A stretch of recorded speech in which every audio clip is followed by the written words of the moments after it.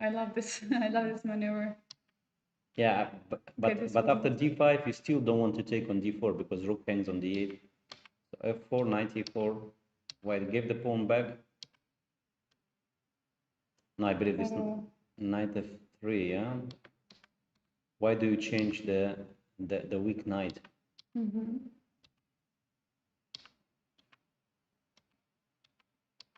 And protecting the pawn. Yeah. And this pawn c6 probably is deciding the game. And b4. Yeah. Despite of the king and the just going forward. Oh, Oh, losing. the pin. Yeah, losing the piece. Yeah, and this is how 𝐸𝐸𝐤𝐸 lost the game. Yeah, I mean, there are of course some moves left, but the most important, I think, what we got is some ideas in the opening, and this is something what Jackson already studied before the game. And for Vipranav, it's going to be only the beginning of trying to get into the position and finding all these ideas and what all the opportunities for him and also for the opponent. And while he's doing it, let's move on to the board 3. There we have Janeir with white pieces against Andrew Hong. Yeah, and probably it was Ross Salimo played Sicilian with bishop b5. But let's check to be sure. Yeah, bishop b5, knight c6 castle, rook e1, and white bishops is returning back home. Bishop g4, h3, queen takes f3, e6. Okay, so here there are two moves. Yeah, e6 and g6. Another move here is g6, and usually white here plays the move queen to d1 to play d4. Here black plays here very important move bishop h6. If you want to play this move for black pieces, this move is to memorize. Very important move. Bishop h6, stopping the move d4. And even if white manages to play d4, black changes the bishops, and black is probably fine here. It's bishop h6. I faced myself this move against Grandmaster Sergei Movsesyan in the World Cup, World Championship, something like 25 years ago. Wow. Yeah, and instead black played the system with e6, d3. Once again, queen d1, and with the idea d4 is also possible here. d3, bishop e7, queen to d1, castle, knight d2, b5, and here Janeir is thinking, well, knight f3 looks natural here. I mean, knight f3, followed by the move d5, followed by the move d4, and if black plays d5 here, then we get, let's say, a French type of structure. e5, knight d7, and d4. And if white manages to play bishop d3, and followed by h4, knight g5, we have this typical attack. Yeah? So once again, this, and she did play the move knight f3. Okay, this is the most logical move. And if black plays d5, then e5. If black plays, okay, if e5, probably any way why you can play the move d4 here. Yeah, it looks like this. Yeah, or another plan here, as I know, is just fianchetto the bishop with g3, bishop g2. I mean, then you white plays on the white squares like knight h4, maybe knight g2, knight e3, playing for d5 square. So d4 or g3. So after knight f3, black is thinking. I think so many games played here. Okay, we can check a couple of games. Yeah, let's see what was played here. Not so many games, by the way. Not so many games. Because, yeah, I believe that the move order played by Janeir, I mean, usually white, instead of d3, here white plays queen d1 immediately. And the point being that white wants to play d4 at once, yeah? So if black plays bishop e7, now white plays d4 at once. D4 at once, it's clear that this is a better version. So instead she played the move d3. Oops, instead of this she played the move d3. Yeah, let's move From one more time from the beginning to show the ideas. Yeah, by the way, bishop takes f3 is kind of a must, yeah, because after bishop h5, g4, bishop g6, and very strong move d4, white gets the initiative, because you cannot take the pawn. Yeah, just let's show this move. Knight e4, then d5, knight goes to any square, and rook takes e4. This is the idea. Rook e4, bishop e4, and queen a4 double attack, and white is winning material.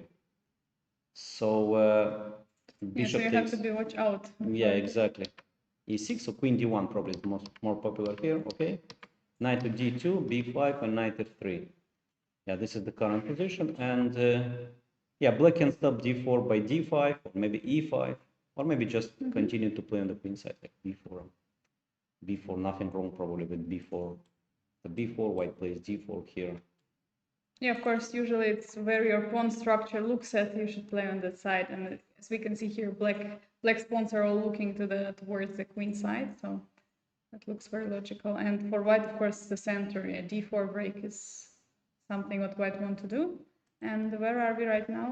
Yeah, here. This is the current situation, and black is to choose the moves. By the way, another move that could be possible is the move knight e5. I mean, because if black takes, white takes, and now it's not easy to play the move d4. Yeah. And also d3 pawn is and target. Also d3 pawn might be a target. I mean, the backward pawn on the open file. Yeah, so this is another way of stopping the move d4 or play against d4. So we have d5, e5, b4, just continuing his plan. Also knight d7, but no, this is with the bishop on g7 usually, please. Yeah. So there is one more idea here, just I want to mention. After d4, black can play here the move c4. It looks like black released the tension and allows the whites to keep this a very nice structure. But from the other hand, you cannot bring your bishop on this very important diagonal. And without the bishop, white's attack is not so strong. And black just continues with b4, I mean a5, b4, or b8, just continuing his usual play on the queen side. And without this bishop, yeah, you're right. I mean, if you want to bring this bishop, you have to play bishop e2, bishop d1, bishop c2, but it's too much time. Yeah, first move the queen to d2, then bishop on c2. Yeah, you need too many tempos. Okay, so black is thinking now which plan to choose. I mean, there are so many possibilities. Yeah, and while I think black is thinking, let's move on to the board 4. There we have Sam Shankland against Iden Sullean. Yeah, yesterday he luckily escaped against Janeir.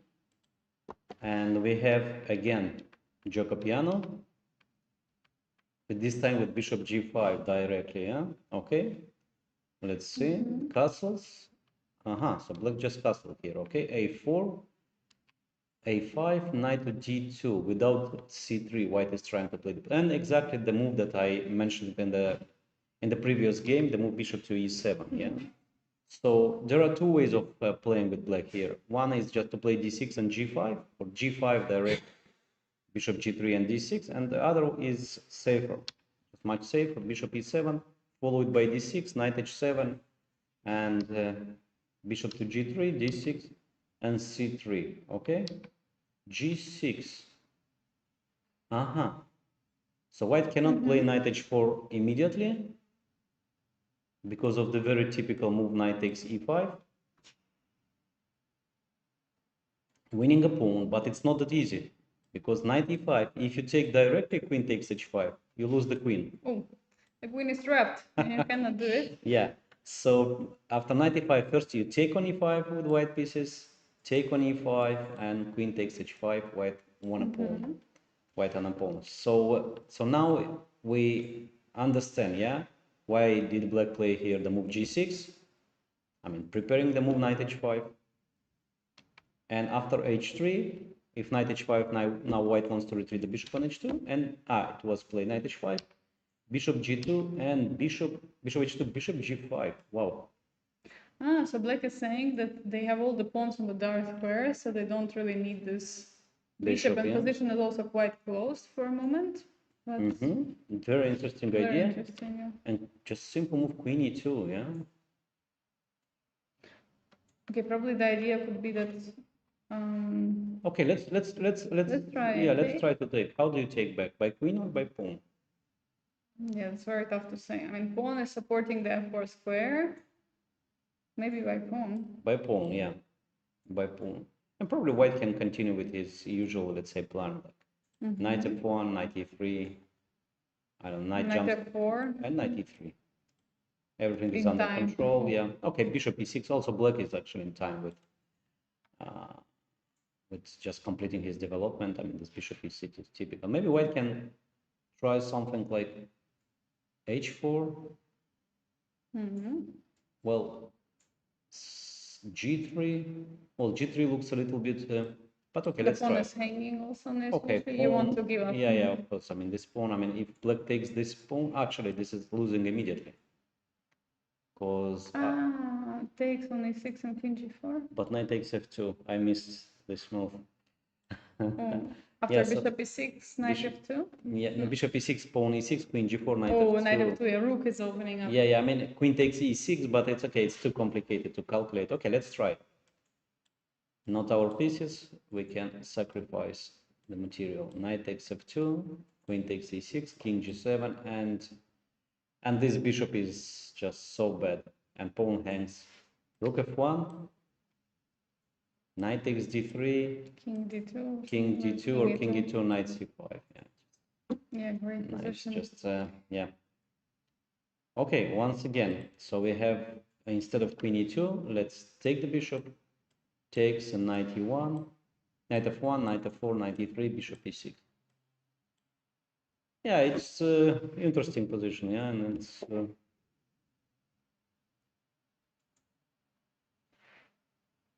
I don't know. h4. Let's try. Once again, not our pieces. I have. What happens after take? Where do you take? On h4. Yeah, and I wanted to take on f4 or play g3. I don't know. Benko, yeah, reverse Benko. Yes. Super reverse Benko. g3. Okay. Actually, you don't have to take, but probably you have to. I'm not sure. Yeah. Take, Let's and take. now how to take back? With the pawn or with the bishop? Maybe with the bishop, With the bishop, yeah. Most probably with the bishop. Followed by, let's say, queen out, castle long. Probably there could be even king g7, rook h8. Yeah. King g7. Queen f3. Queen f3. Well, apparently. Knight, bishop takes c4, knight takes c4. Rook h8. Rook h8, yeah. And just castle long, yeah. And I have this position. And probably black is just fine. I don't know, any move like queen g5. I'm sorry, the move earlier wasn't there. No, there was no d3 hanging. I said bishop c4, knight c4, knight takes c4. Yeah, queen g5. Now black's position actually very solid. No, there is a huge threat. Bishop c4, knight d3. No weaknesses. I mean, pawn up. Bishop g4, by the way, trapping the queen. Knight is here, guarding. But yeah. Yeah, first you need to take, and then another bishop to bring to g. You need too many bishops to. But what of bishop g4, knight g4, knight d3? What is happening there? Wow. Or knight d2? Oh, then bishop g4, then queen takes g4. Queen takes g4, of course. Okay, so this is the current position. So he didn't go for this line, knight takes g5, which looks very interesting, of course. But queen e2, also a great move. He's stepping away from potential long castle, and now. Yeah, now black can try to play knight f4 or even bishop f4. I don't know, probably bishop f4, then simple move g3. Okay, let's try. Bishop f4, g3, yeah? And bishop g5. No, this is just losing time. It's just losing time. Okay, instead knight f4, bishop takes f4, bishop takes f4, and maybe g3. g3, bishop g5, if black wants to keep the bishop, and maybe h4. Yeah, this is interesting, queen e2, by the way. And for black, it's not easy. So if bishop f4, then g3, and h4. And if knight f4, just bishop takes, and once again, probably g3. Bishop g5, h4, bishop takes d2, maybe queen takes d2. h6 is hanging. King g7, castle long. And once again, bishop e6. I don't see anything bad in black's position. Yeah, and also someone black can start preparing the attack on the queen side. Maybe someone rook b8 and after trade with the bishop b5, opening up the file. So it's not going to be even clear who is attacking who, because for white it's still a long way to create something against the king. While the pawns on h6 and g6, they are ready to close the position. Yeah. But yeah, so current position is with queen on e2, and Sullean is taking time. By the way, about these two players, Shankland, we have seen that he was playing a bit on the bottom boards, but he has won a couple of games, and now he's back in the top. Of course, not at the very top, but he's half a point behind the leaders, which is of course a huge way. And yesterday he played a draw against. We were looking this game against Motylev, was it? Well, mistaken. I don't remember, honestly. We were watching his game. Yeah. I remember we were analyzing it. Yeah, probably. Against Sullean, I believe. No, this was Sullean with Mishra. Sullean played with Mishra, yes. Yeah, and it was also against Chaparino, because I remember there was some also same generation players. Yeah. And because we were discussing a lot them. All right, so let's move to the board number 5, where we have Mishra playing Sadwani, and once again Joko Piano. Come on, guys. No Ruy Lopez today. Only Joko Piano. e4, e5, knight f3, knight c6, bishop c4, bishop c5, d3, and bishop g5 again. Oh. Well, I know it's a different. I thought we are on the same game. Shankland, Sullean, but not d6. So this time no h6, bishop h4, bishop e7, but d6, c3, h6, bishop h4, a5, yeah, knight d2, and bishop a7. Okay, probably another, let's say, tabia. I mean, so many games played here, this position. Maybe we can check. Too many games played, yeah. I mean, yeah. Giri Grishuk, so Pragan, okay, so many games. Yeah. So a3. Okay, this is kind of a new approach to the position. So white intends to play the move b4. a3 followed by b4. Okay, very interesting play by Mishra. Once again, still this move is not a novelty. I mean, for instance, it was played in the game Giri Saric, Vidit Demchenko, and Arjun Kalyan against Mareko Sandro. So for 5 games. Yeah, a3. So preparing the move b4. Yeah, white wants to fight for the space on the queen side, and b4 and b5 one day. Okay, very interesting. g5, bishop g3, queen to e7, flexible move. So from which moment do you have completely no position if you go back? Yeah, probably around here, maybe queen e7. Yeah, actually, for me it is hard to understand this move, because I don't believe you are preparing the move. You are ready to play castle long here with black. I know that in some lines against Italians, so queen e7 is played to prepare against d4, but yeah, but you can do it anytime, like you can castle. Actually, this is, I understand now the point is, I mean, black is just waiting for the castle, yeah, because if you castle immediately, white can start to push a little bit here with h4, for instance, h4, g4, and maybe something like, I don't know, knight h2, followed by knight f1, knight e3, knight d5, and after queen e7, if white plays here castles, then maybe black can launch the attack with h5, yeah. This is, I believe, that this is the idea. Okay, no, and after castle, he didn't play h5 here, but knight h7. Knight h7. Does he want to go for f5? Yeah, f5, and the other idea is knight f8, knight g6, and followed by h5. And then just push on the king side. By the way, we have a transposition to a game of Galome against Ilinka. Ilinka is playing here in Masters tournament. I know him. We are playing for the same club in the Romanian league. So a young international master. He's 15, if I'm not mistaken. Wow. Yeah. So he was also having this position as well. yeah, knight h7. So black is just preparing the move, the advance of h5. By the way, h5, I mean immediately maybe. Let's say b4, which is very logical. I mean, otherwise, why do you play the move a3 and h5? And h5 and now, I mean, your bishop on g3 is in a danger. I mean, how do you play? How do you react with h3 or with h4? I mean, this is a good question because for a moment, yeah, the bishop is completely trapped on the king side. I mean, if you play h4, you have to be ready for g4. Yeah, exactly. Or even bishop g4 sometimes. What that reacts? Ah, yeah, because now there is a threat take on h4 and knight g5 in some variations. Yeah, okay. Yeah, it's just a very unpleasant pin. I mean, and if you play with h3, then always g4, yeah, might be, or h4, or h4 and bishop then a2 and then g4, yeah. Yeah, it's very unpleasant because for a moment, if you're looking at the king of black, it's located pretty safe in the center, and for white, there is an issue if black will manage to organize an attack on the king side. Okay, so knight h7. And now Abhimanyu is taking time. And look at the clock situation, 1 hour and 10 minutes for Abhimanyu. So was he surprised in the opening after this queen e7, or was it earlier? Yeah, and I think after queen e7, okay, we can check. We can check exactly. Yeah.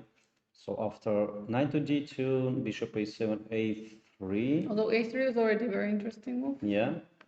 g5. Bishop g3, queen e7. Yeah, queen e7 was the first move. Yeah. And Mishra spent 5 minutes on this move, knight h7, yeah? And now 15.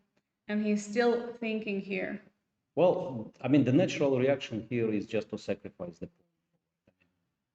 To start the attack first. At d4, you sacrifice this pawn, you don't care. I mean, you just try to open up the center, look at the pieces, yeah? So let's say takes and e5.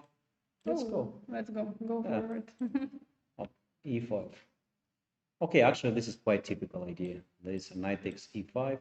The knight cannot be taken. I mean, the bishop, and then of course, rook e1. And if you don't take, I mean, castle, you just take the pawn back and. Great position. Yeah, so black d4. is not good in developed. Yeah, d4 is like a natural reaction. Yeah, actually, it's according to the rules. Yeah, if your opponent launch a kingside attack, you should counter-attack in the center. Especially if the king is in the center. So yeah, this is definitely one of the candidates. Is there anything else on d4 that we see? Yeah, b4 is another move, but it looks like this is too slow and allows black just to continue the attack. So d4. I believe just Mishra is double checking the lines. Maybe black can play here g4 and trying to win the pawn, you know. Knight h4, now taking on d4. But here so many ways for white. I mean, white can play knight f5 here. By the way, this is probably the most direct and good. Bishop takes f5, pawn takes f5. Now rook e1 is a threat. Queen takes g4 is another threat. Yeah, and I don't believe that this is good for black. Let's say castles, just queen takes g4. And then what is this position? I mean, if you take on c3, you open up the b file. Yeah, it's equal material. I mean, white is bishop's pair. I mean, better structure. Yeah, I think just it's better for white. So once again, yeah, d4. I mean, if you take the pawn on d4, then e5. By the way, we have an update. b4 was played. b4 was played, yeah. Okay. I believe this move is inferior to me, but and also not only to me, to computer too. So actually, but actually d4. I mean, this is yeah. This is the move that should be played here. Okay, maybe black can just continue with h5. Yeah, probably h5. The center is is stable. I mean, black's queen's on e7 is just defending the pawn. I don't know, white can continue with, let's say, bishop b4 or taking on e5, pawn on e5, and I know then h4. White is not in time for. White is not in time for. h3, then h4, yeah, h4, then g4. Yeah, it's not easy actually. And if bishop to b5, then h4 is coming, yeah. So yes. no time, no time. So one more time, h4, g4, and let's sacrifice the piece. We have all the rights here. Takes. I wanted to take on d6, pawn d6. Let's say knight f3. What do you think about this piece sacrifice? It's definitely very interesting because. Well, white got 2 pawns. I mean, pawn on d6 hangs. The yes. position, the king, black's king's also position d6 is weak. Yes.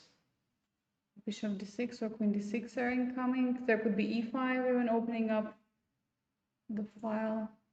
Okay, I see the computer dislikes it, but no, it looks very interesting, definitely, to look into, because white is up development. The development is so good. Okay, for us it's easy to sacrifice pieces because we are not there, we are not playing the game. And instead, Mishra just decided to play the move b4, yeah? And now Sadwani is thinking how to continue the attack with h5. This is one idea and probably the most logical. f5, no, f5 probably is too much, yeah? Okay, then let's go h5. If white plays here b5, then maybe just knight to d8, b8, b8, d7, or d8, and maybe one day knight e6, yeah? Maybe d8. To d8, yeah? And now h4, g4 or bishop g4. If bishop g4, just something like knight to e1, followed by knight c2, knight e3, or knight c2, knight e3, or d4.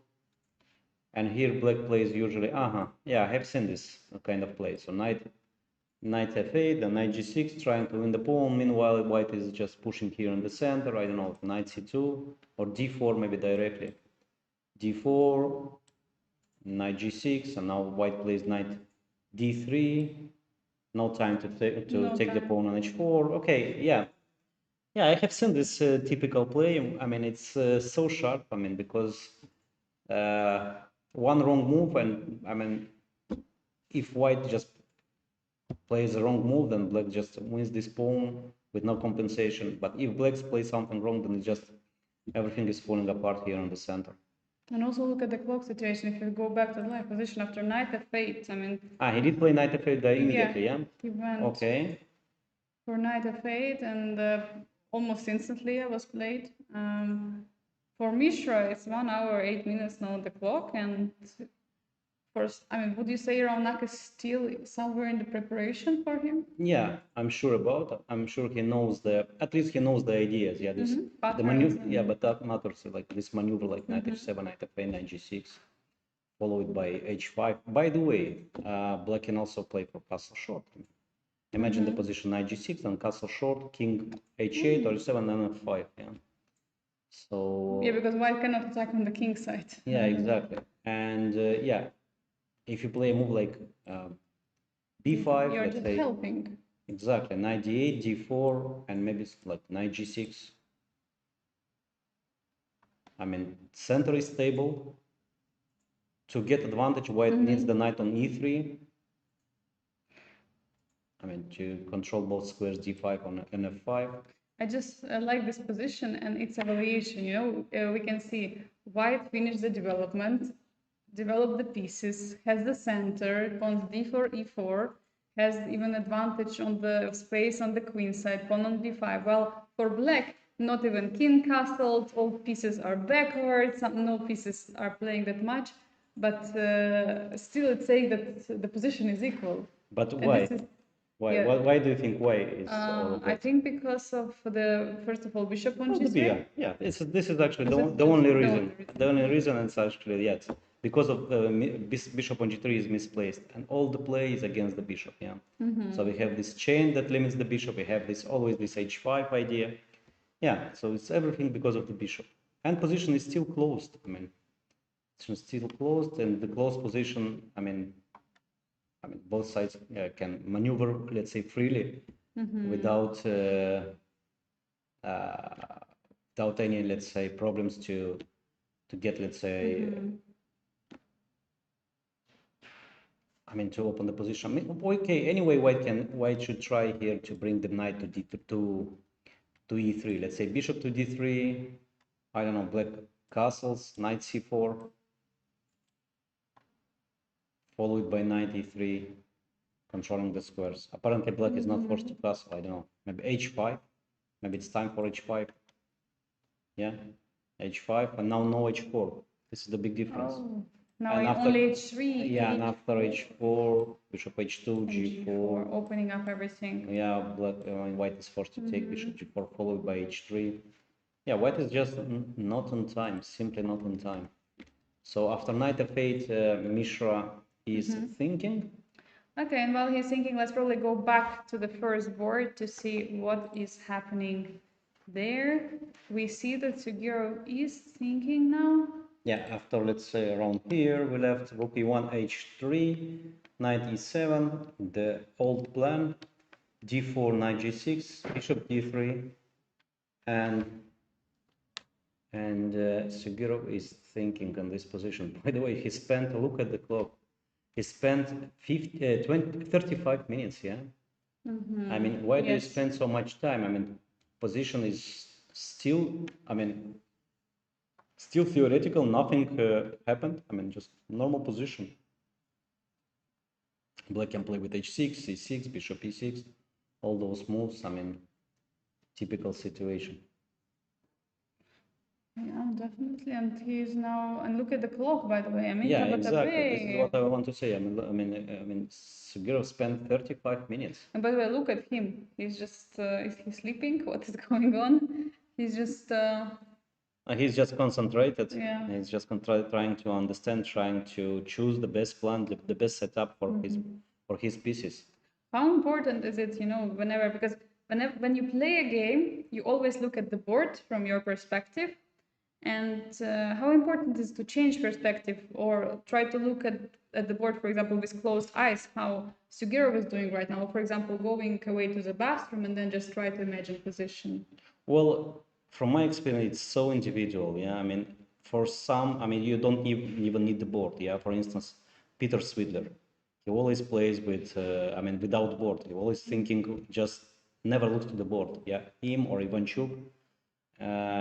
For others, like it's very important concentration. Yeah, just look at the board, just to see every square on the board. I mean, botvinnik, for instance. Yeah.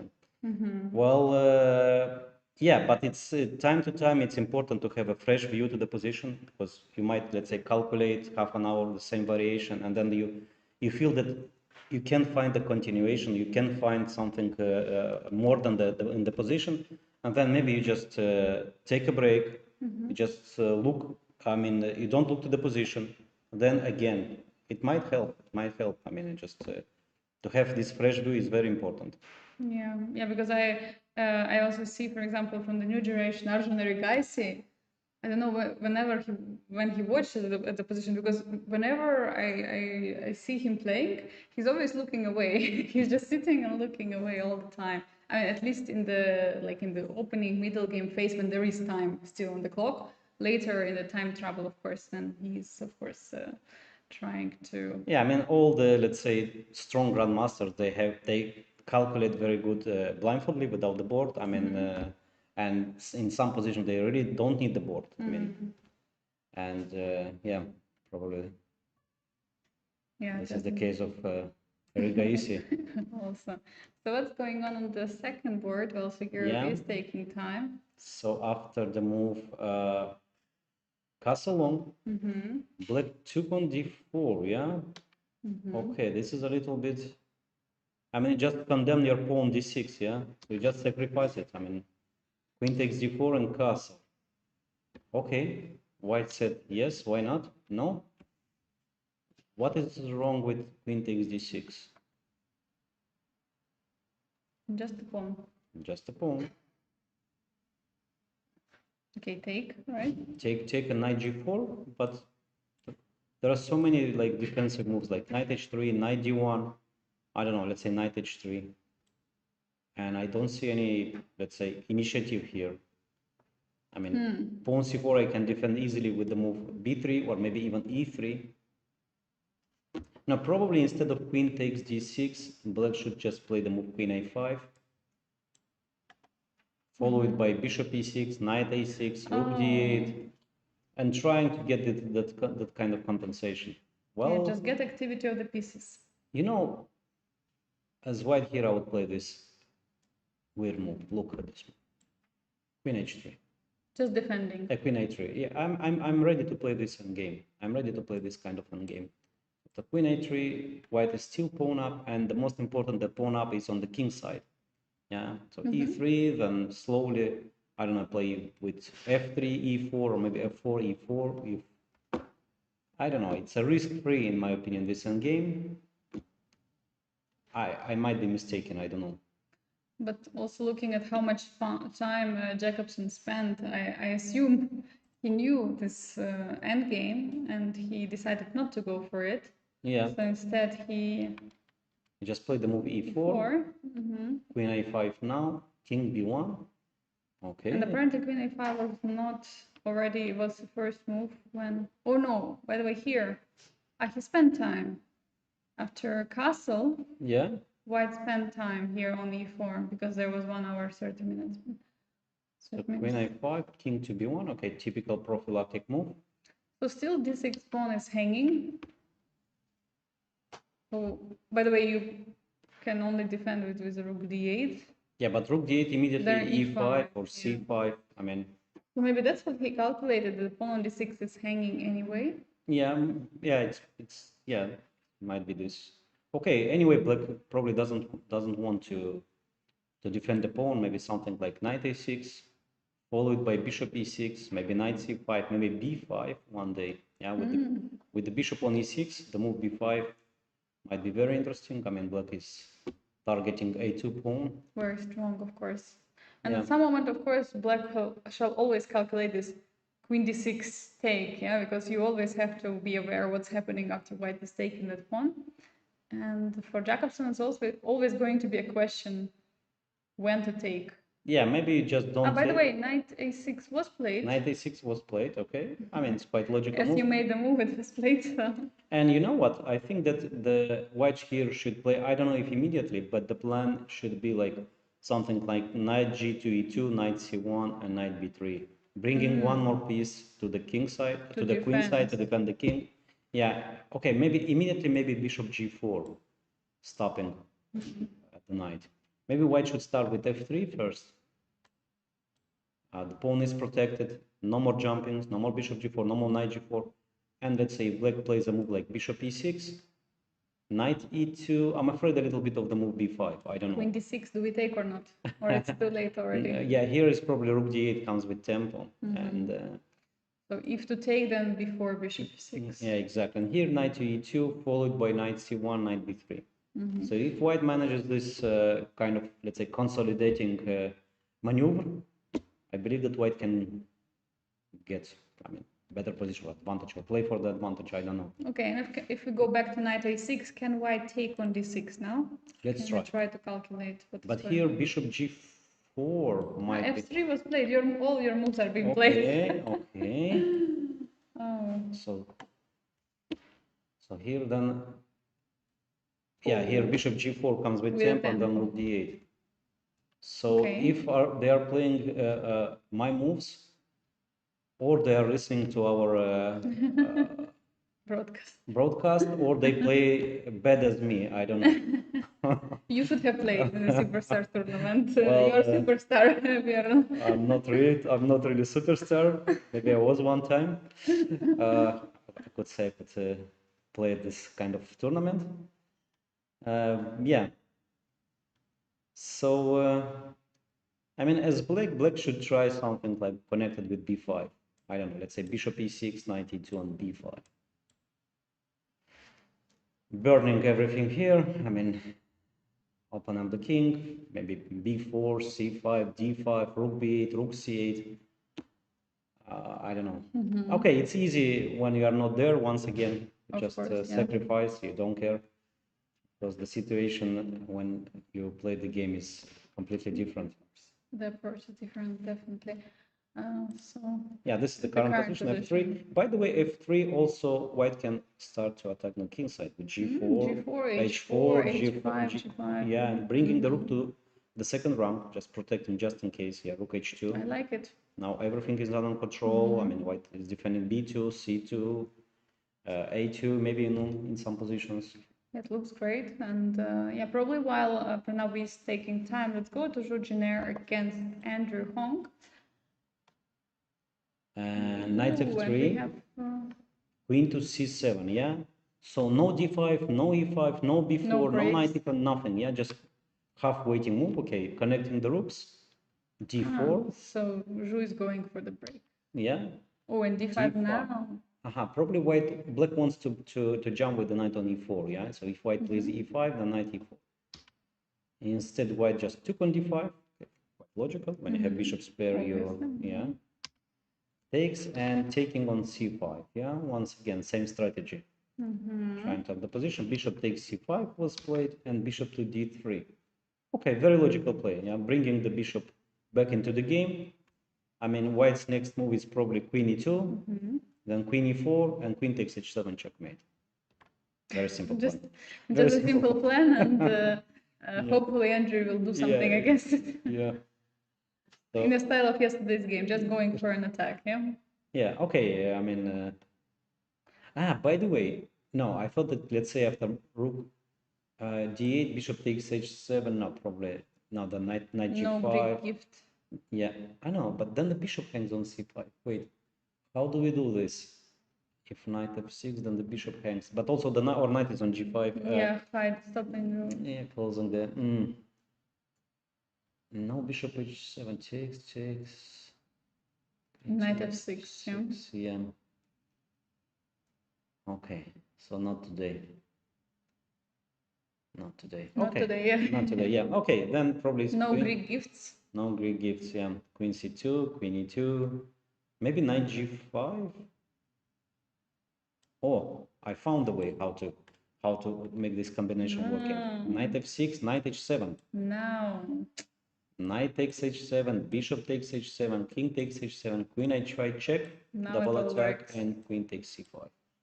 Nice. Yeah, and the position is still equal. Just traded the pieces. Okay, thank you very much. I mean, white is pawn up, white, and still probably after rook d5. Yeah. And the rook d8, maybe knight e5, knight e3. That's okay, but it's not easy to understand why exactly here. I mean, why it's this so good compensation here. Okay. Now it's clear why, because of this. Okay, queen a3 don't want really to play, and after this there is rook e5 and lose the game. So you have queen to go on a3.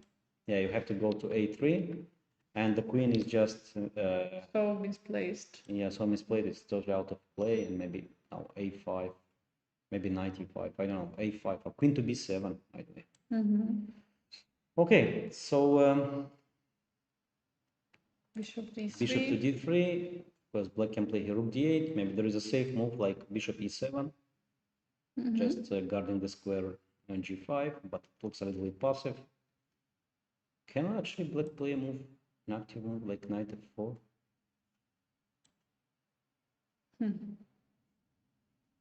Looks like. Once again, not our pieces.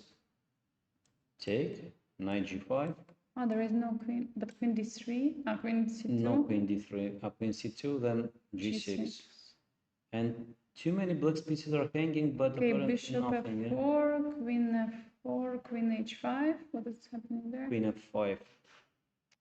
Or g4? Take first queen g6. First black can take on h2, on f2.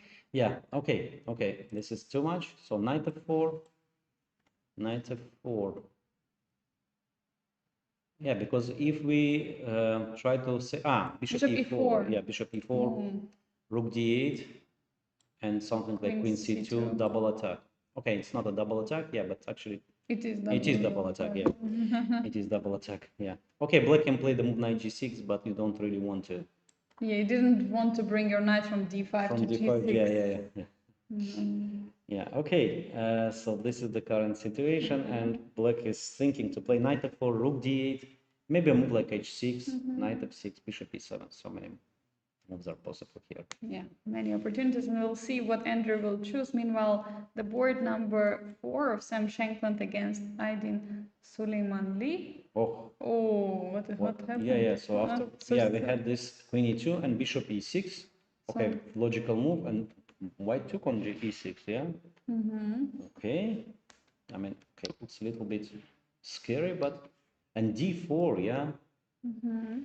So your king is in the center, and you still open up. You still up on the center. Okay, looks a little bit, okay, so takes, knight takes, queen f6. And apparently, now computer likes white more. Okay, first of all, there is no long castle. The pawn on f2 is hanging. On f2, on d4. I mean, or there is. Yeah, knight on d4, because there is e6 pawn hanging, so you have to. Well, probably a move like knight f3, and one of the knight on f3. I don't know which one. What about e5? Knight takes e5. So bishop, first maybe knight c6 and e5. But yeah, I don't believe that. Maybe one of them knight on f3. I don't know which one. Yeah, actually he did play. I was just trying to calculate to choose which knight, and because now there is no long castle after knight. Yeah, but white can castle short. Nothing wrong, by the way, with castle short. And what do you do? Bishop f4, knight f4. Okay, let's try bishop, but bishop f4, g3. No, g3 is probably too much. Or g3, yeah? Because if you make castle short, then bishop takes h2, knight f4. Let's say I believe that here black is doing fine. Takes, knight f4. I mean, just good position for black. And probably white should play the move g3. It looks a little bit, well, I don't know. I would never play such a move, but let's try g3, bishop e5. And maybe white just takes on c6, pawn c6, and knight takes e5. Okay, I blundered a move in between. Okay, it's actually easy to blunder. Knight takes c6, bishop takes c3. Oh, yeah, and then suddenly the rook is gone. So white should play this move order first. Knight takes e5.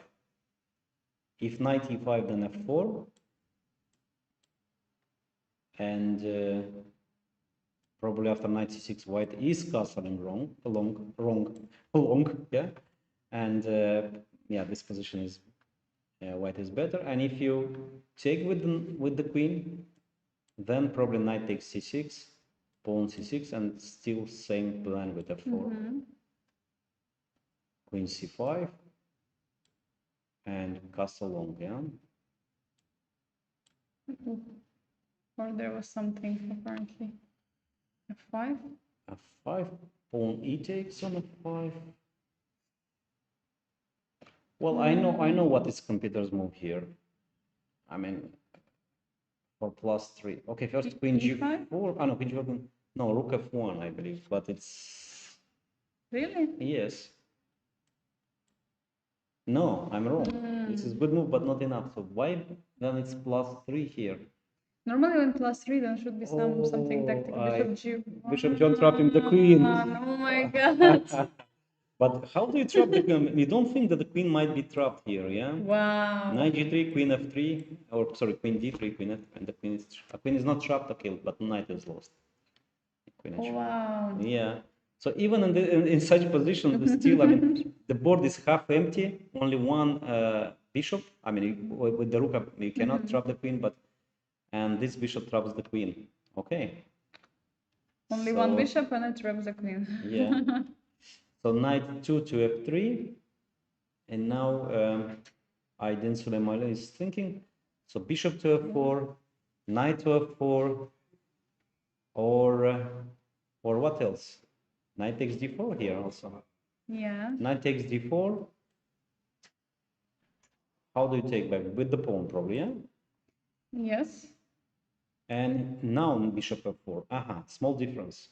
Now no move g3 because bishop takes g3. And it's just winning a pawn. And if white plays a move like castle shot, then after bishop takes h2, king h2, knight f4. I believe this black got counterplay here. I know, queen e3, maybe g5. Yeah, and you have to be careful because the g4 can come in some moment. h5, g4. Maybe black can just double rook first, like double the rooks with rook f7, rook f8, and then some sacrifices on g2 and h3, g5, f4. Okay. It's getting risky for white.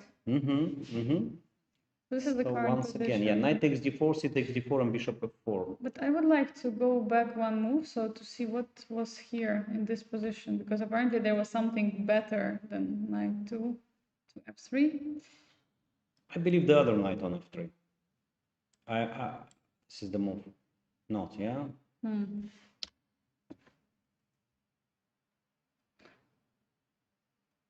Knight takes, okay, castle short.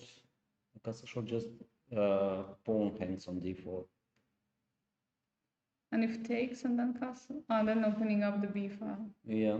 Okay, maybe this is not a big. And e5 maybe or something. Takes. What takes apparently is correct. And e5, yeah. Wow. Okay, so e5, but first taking on c6. Yeah.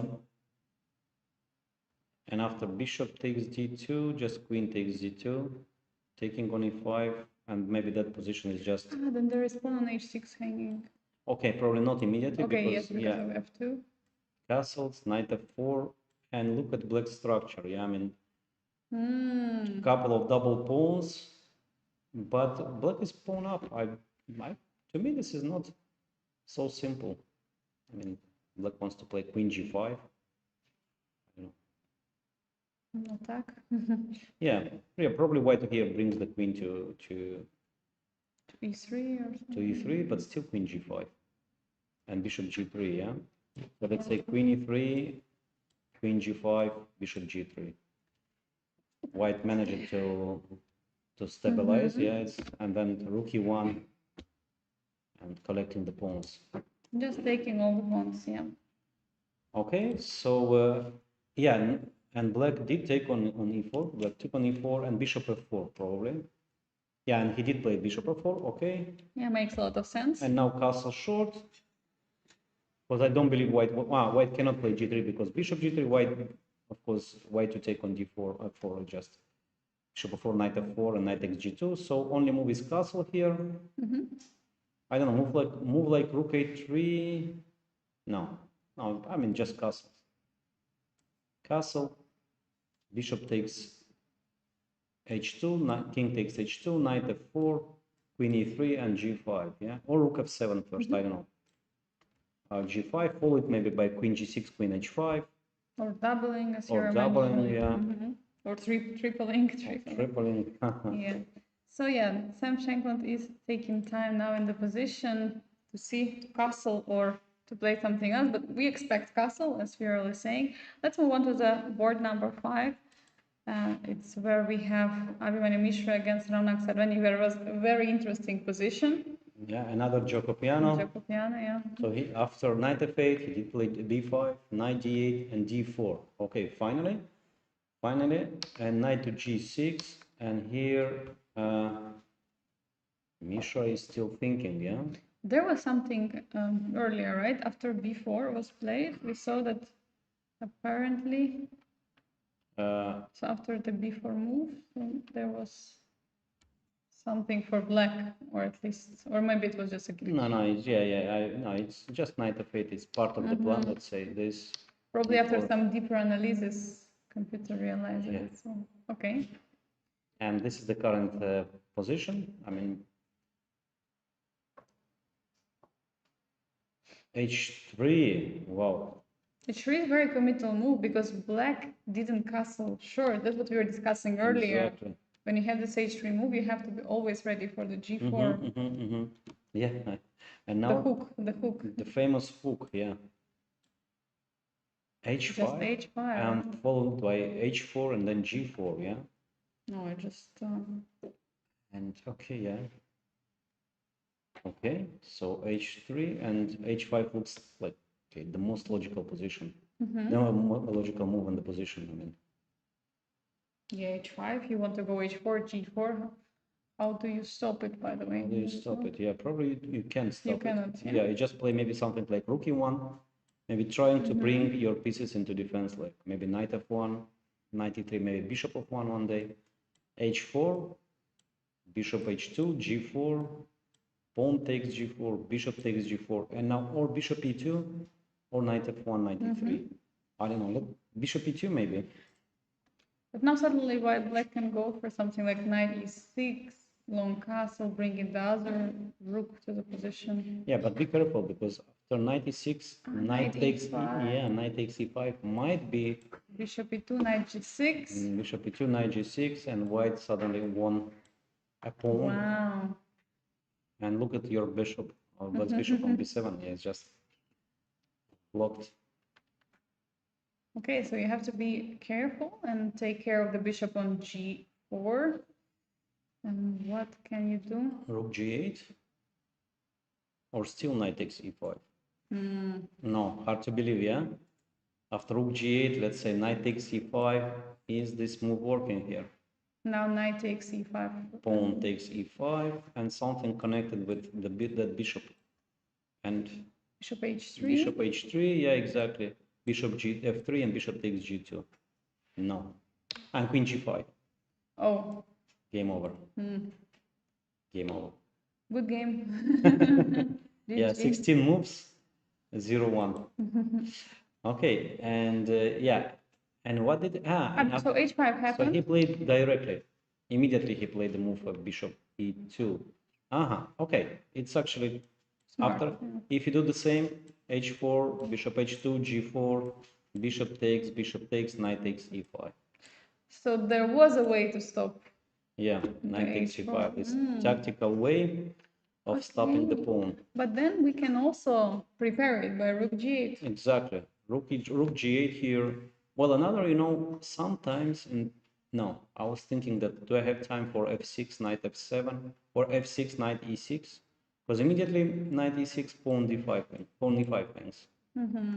And f6, knight e6, knight f4 looks too slow, yeah, probably.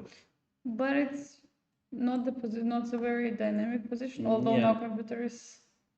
Yeah, probably something like pawn h5 might be hanging in some variations. 91. 91, knight c2, knight e3, yeah. And this might be also interesting. I mean, sacrificing the pawn, but takes, bishop takes, rook c1. Bishop h5, by the way, at some moment. Oh, great. Bishop h5, rook h5. Oh, it's not over. Queen takes, bishop takes a1, queen takes g6, queen f7. And computer is saying equality. And it is equal. Just draw. Yeah. It's time to offer a draw on this position. By the way, or find the repetition, yeah? You cannot offer a draw. Yeah, that's very important because in the tournament there is a Sophia rule which doesn't allow the offer of the draw till the move 30. But if there is a threefold repetition, of course, the game finishes in a draw, but the arbiter has to review if there was threefold repetition, and then he will accept it. That's a draw. But other than that, it's a very nice rule to make players play chess, because otherwise players could offer a draw after move 1, which we don't really want to see. So if bishop e2 stopping this h4, g4 idea, so let's try to find a way to maybe introduce one more time. What about rook g8? Rook g8, yeah. But, okay, somehow you want the rook to be still to be on h8, yeah, I mean, in case of g4. By the way, why not g4? Immediately. Without h4. Yeah, because if you take on g4, now my rook is perfectly placed here on h8, yeah. But if, wait a second, but if you don't take and bring the knight somewhere, then the pawn hanging on h3. Wait a second. Yeah, you and can, pawn is hanging on d4, by the way, at the same time. Yeah, so and the bishop is lost if you play knight h2.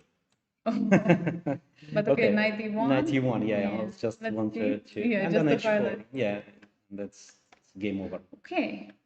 So knight g4, basically after g4, white is forced to take on g4, yeah. Pawn takes g4 and knight e1. what else?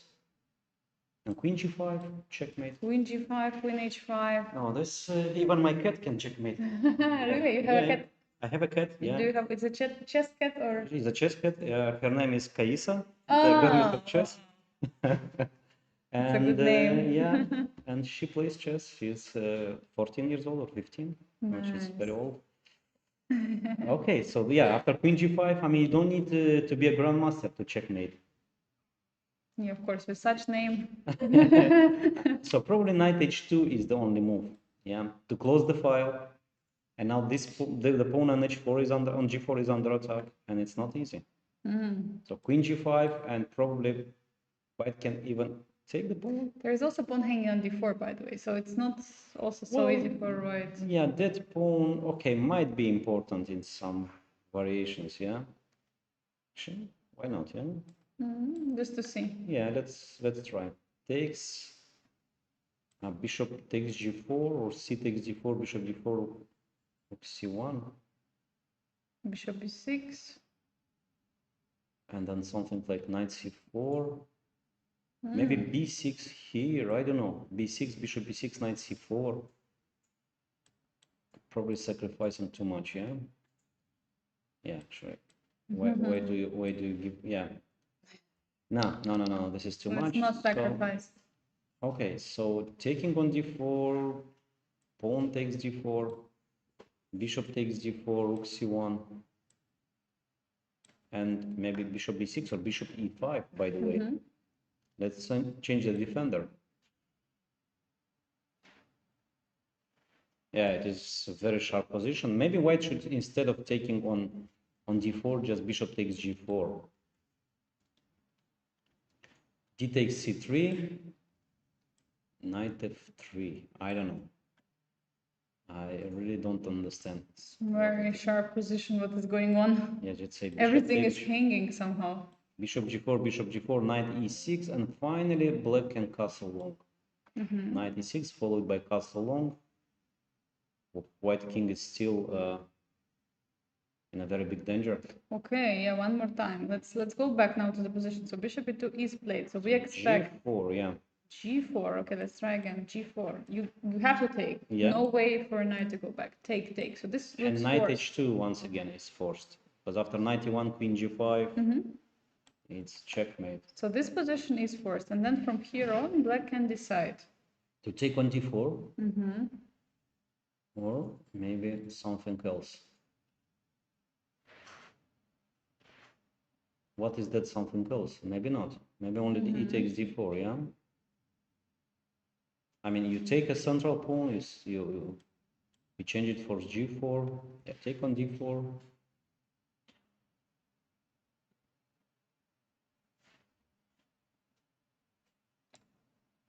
Bishop takes g4 and d takes c3, yeah? Knight takes g4 anyway. Maybe knight c4 here. I don't know. Take on c3 and b6, something like that. Wow. And the structure is just falling apart. I mean, just. Yeah, and also you cannot defend d6 after c7 pawn is gone. Then there is knight d6, bishop d6, and everything. Yeah, and after c4, but you know that black can play this typical move like d3. Okay, I'm just trying to show that. I mean, if you take with probably you take with one of the pieces, let's say queen, and then black won a very important tempo. But how do you use this tempo? Maybe bishop e6, stopping the move b6, because after let's say b6, bishop takes c4. queen c4, bishop b6, and at least black keeps the, good structure. I don't know. It's so complicated. So complicated, this position. So g4 is one option, but also black can just improve his position. I don't know, just by knight e6. Can black sacrifice this pawn? Knight e6, take on e5, and now to push, yeah? Or knight f4.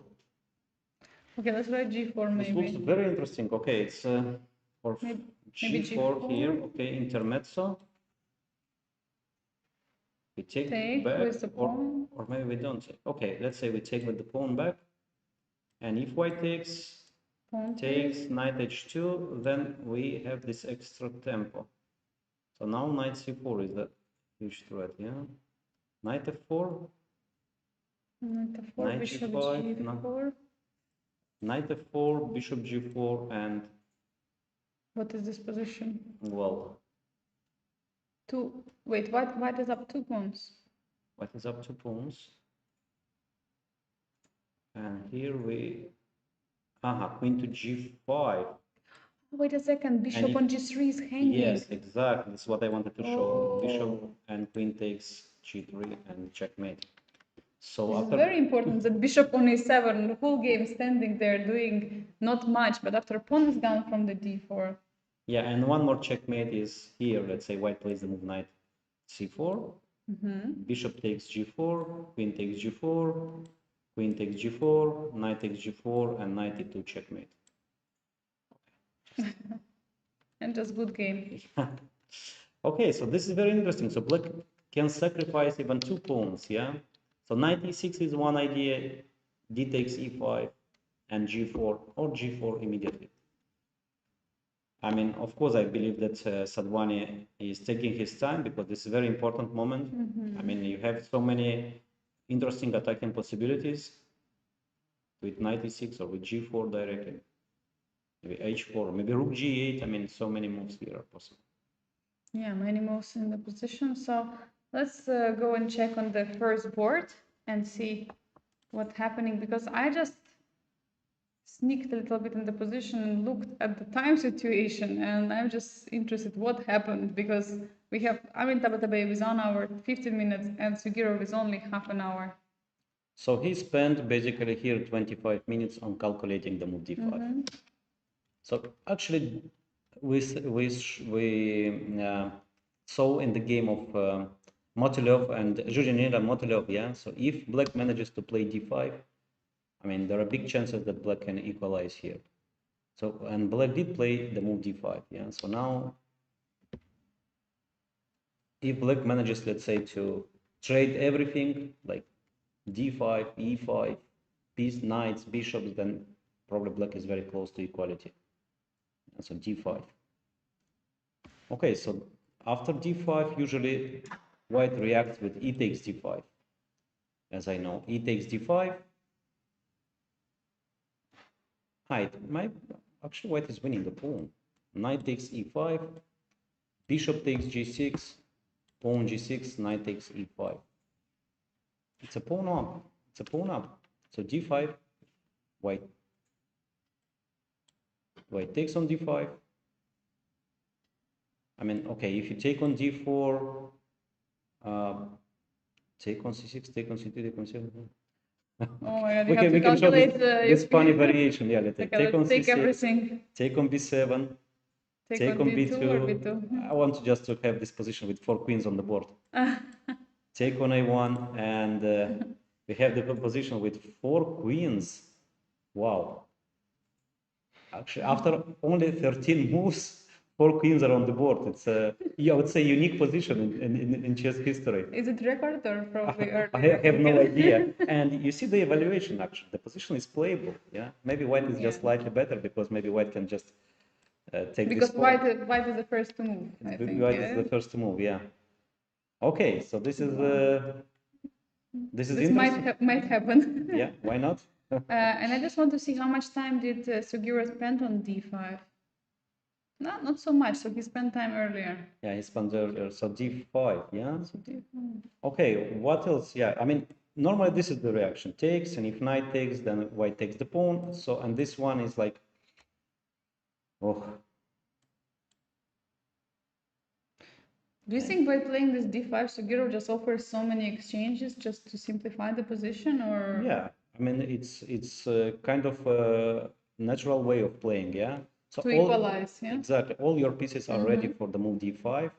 I mean, you can't improve with black anymore. You can, by the way, we can play h6, but this h6 move actually doesn't help much, because when you play the move d5, e takes d5, bishop takes, the knight is hanging on f6. Oh, yeah. So h6 is not an improvement. If you play the bishop on e6, the bishop is under knight g5, and also maybe the pawn on e5 hangs. I mean, no moves for improving here, yeah? So if you want to play d5, if you want to play for d5, you should play it immediately. And yeah, and here's so much to calculate. And by the way, if you step back one more time, yeah. Here, if you can see, there were still some moves, some games played. By the way, 25 games were played in this position, and main moves were h6 or a5. Yeah, and we have the game of two world champions here. Yeah. Kramnik Topalov back in 2016, not so many years ago. Yes. Not so many years ago. Okay, many top games. So Caruana, yeah. And d5. And d5 was not played. Wow. This is a novelty, new position here. Okay, maybe it was played online or in correspondence games or somewhere, but in Masters database in the top games, it was not played. Just amazing. I mean, the move is so fresh. Yeah, and it is fresh, yeah, but it's so natural looking, and it was never played. Interesting that no one was played. Yeah, but if you click, by the way, on the liches there is master database, and if you click close to it, liches. Oh no, sorry, just liches. Yeah, here. Oh, it's escaping you. You can see how. Also, not on liches. It was not played. Wow. So okay. Yeah, so new position we have on move 13, and okay, let's check one more time. So take on d5, take on d4. Let's say white continues with taking on c6. Of course, taking on c3, this is just a funny line. Maybe black can black actually play the move d3 here? Or first, let's say rook takes c1, queen takes c1, and d3. Taking on c3 now, taking on b7, taking on d2. No, the queen is defended. Queen is defended on e1, and white is just winning here. An exchange. This doesn't work. Yeah. So okay, so just simple move: bishop takes b7, b takes c3. So white is up a pawn, but black is very active. Yeah. Let's say after knight f4. Look at this position. Two bishops. Look at the bishops. Yeah. Knight is on f4. Some threats like knight takes g2. Knight d3 is also. Queen d6, rook e8, knight d3. All the queen d5, queen h5 somewhere. Yeah, all the pieces are playing, and we have this typical compensation. Let's say more. Let's say for martial attack. Yeah, this martial compensation. Okay, so this d5 is very interesting idea. It's a very interesting idea. And I mean, by the way, is taking time right now. I think Viorel is also a good moment for us to go on a break. But for you, dear viewers, there is a special surprise. There is an interview from yesterday with the legend Vasily Ivanchuk. Wow. So while we're on the break, you are going to have an opportunity to enjoy it. So stay tuned for more from round 6 of the first Fujairah Global Chess Championship and enjoy this beautiful interview. See you in a few moments. Amazing rook endgame, man. Perfect. Amazing rook endgame. Thank you. Yeah.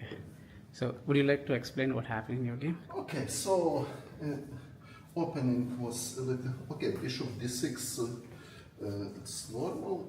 Knight c3. Now knight c6, it's something rare. So normal moves. C6, for example, normal moves. Korobov played against me c6. Okay, knight c6 he played. Okay. I decide that he wants to take, and for example, if I play something like this, I decide that he wants to take, and if I take with bishop, to play e5. So I decide that rook c1 probably not so important move here, so I decide to play d4. Now I expect that he will play something like h6 or some waiting move to wait my bishop and then to take, and if I take pawn to push e5, if I take with bishop I'm losing tempo, but he took immediate suddenly. Okay, I took with bishop of course. He played a6, and now h3, okay, castle totally possible, but probably after e5, I expected that his plan is e5, I planned to play h3 anyway, to stop bishop g4. And also to stop ideas like here, if knight d2, with bishop takes h2 and knight g4 check, if pawn on h2. For example, if I play here some random moves, I need at least calculate this. If knight d2, bishop takes h2 check, king h2, knight g4, it's probably already losing, at least pretty dangerous. Okay, so this was idea of h3, h3. I expected him to play e5 and castle, okay, normal position, so, but he played suddenly b5. I was a little bit surprised that, okay, bishop is attacked, bishop d3, I didn't want knight b4 with tempo, so I decided to play bishop b2, bishop b7, castle, and suddenly he played e5, probably he just overlooked knight takes b5, okay, it was not necessary, like could play something like h6 for example, queen e7, I don't know, many moves is possible, but anyway white has quite a solid position now. Okay, there are other moves, but it's very principal to take the pawn. e4 doesn't work because knight d6, so he took, and I took, queen e7.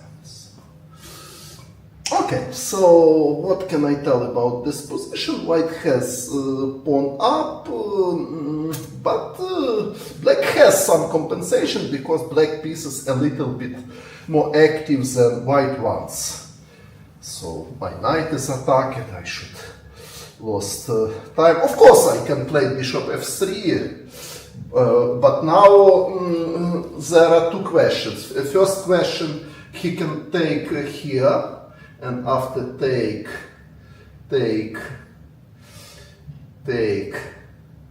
queen,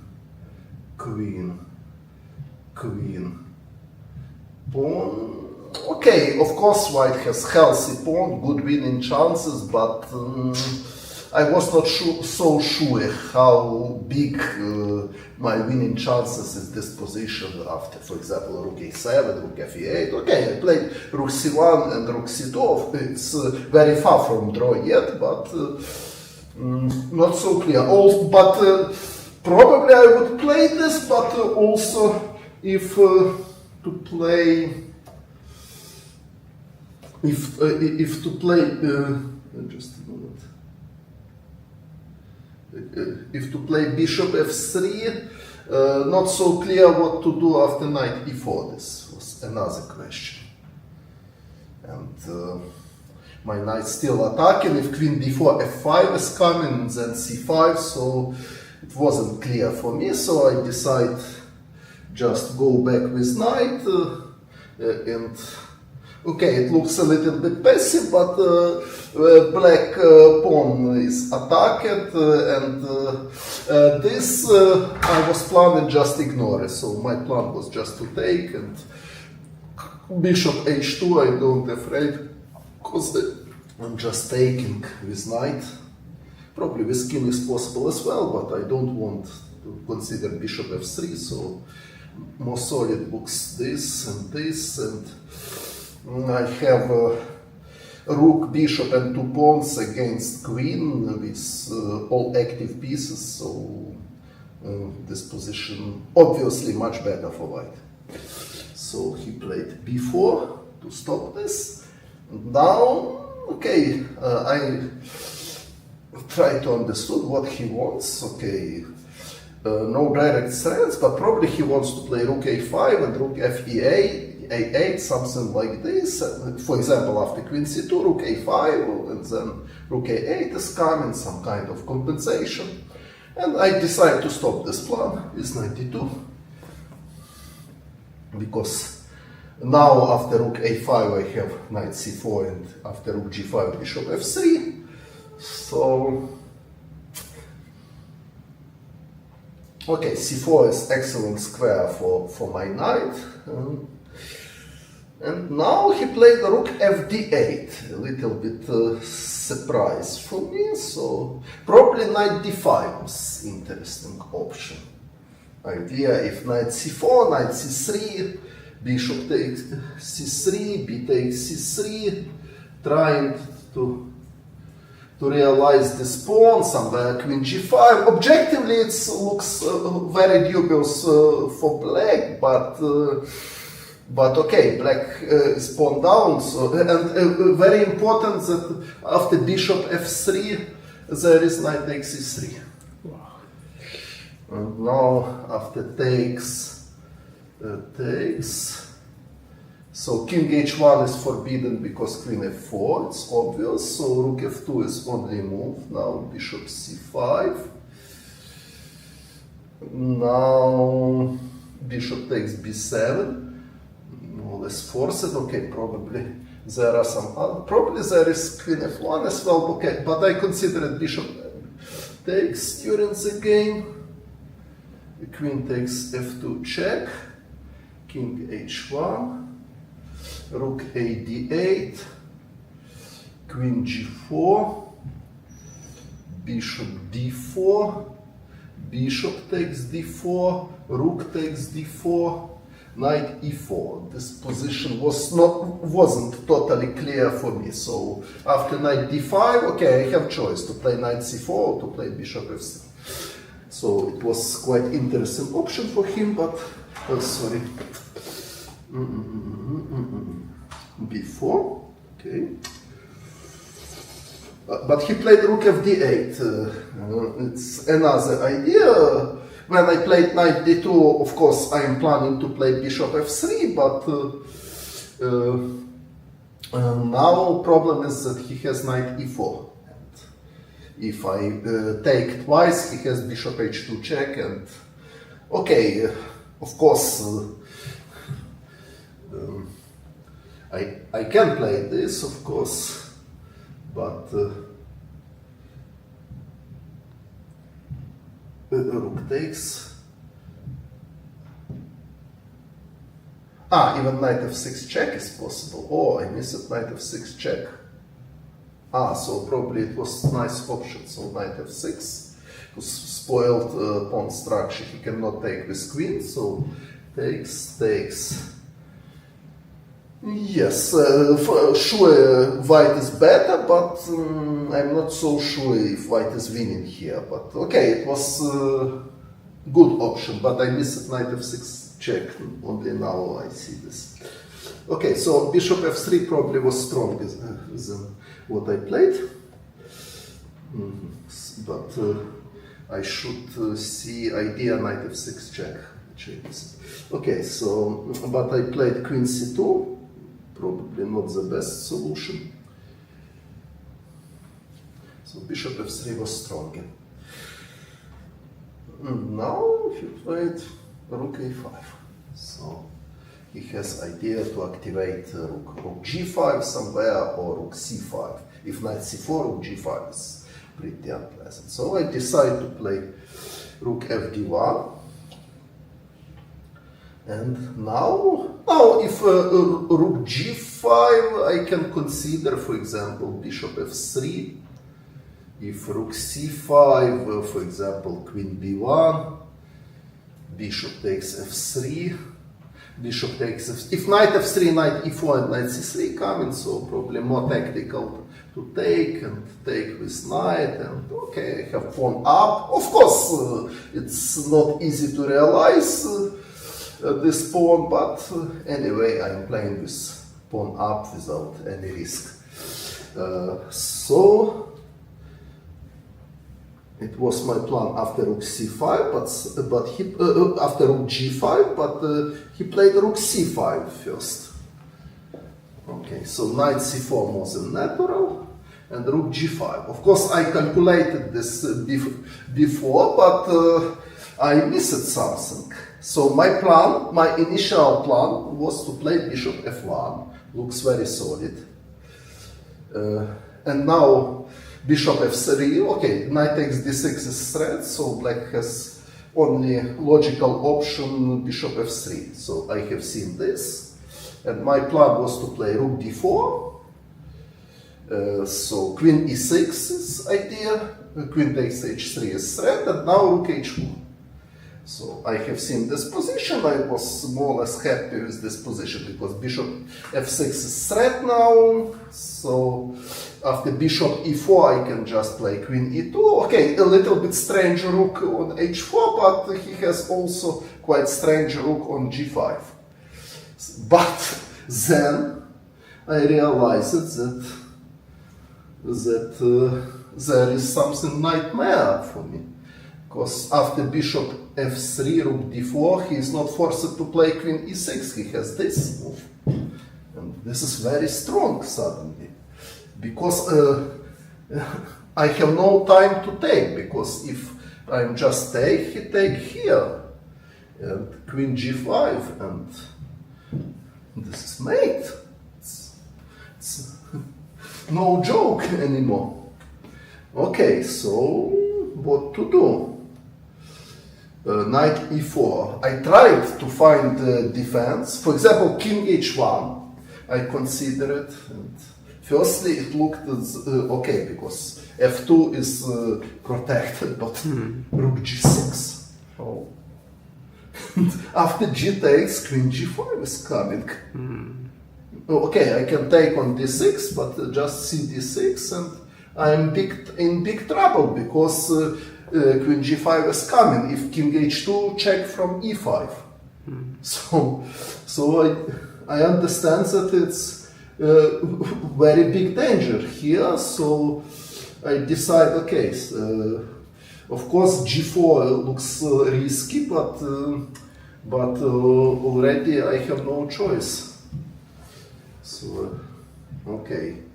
And I was happy that all my pieces good, only rook a1 a little bit passive would be better on c1, of course, but as my pieces are good, okay, king is very weak, but okay, somewhere I can think king f1, king e1 to avoid direct mate, and I want to take somewhere, okay, h5 logical move. But do you think he missed here knight into g4? Knight takes g4, really? What is this? Oh, sorry. Knight g4, if h takes g4, what? I think h5, then after h5 was coming. Okay? Really? Okay. I didn't see this. Okay, just a moment. g4, knight takes g4, and if I take? On something, rook h5 and queen h4, I think something was happening there. Wow. Yeah. Okay, yes. Yeah, definitely we were watching with engines, so we know that, but on the board it was very difficult to Possible? find. No. How it works? Okay, I don't understand if I take h5, queen h4 is coming. h4. Okay. Queen g3, queen h3 check, and I have no squares. Yes, this I miss, but okay, it's very far from obvious. Yes, I missed it, but he played h5. I think rook h5 was not human move to find a check. Yes, okay, it's not easy to see. Sorry, I missed this. Okay, so queen c2 was not good idea. Okay, now I took. Firstly I took here. Boom. I took here. And queen c7, very important move, and now I'm under attack, but black has problem with his hanging pieces. His rook is hanging and bishop is hanging. And now he played bishop e4, I'm not sure, bishop c8. Also possible bishop a8, so it's very complicated position, but okay, I had feelings that at least I am not worse here. But he played bishop e4, probably it's not the best, so rook c1 very logical to stop rook c5. So rook c1 takes.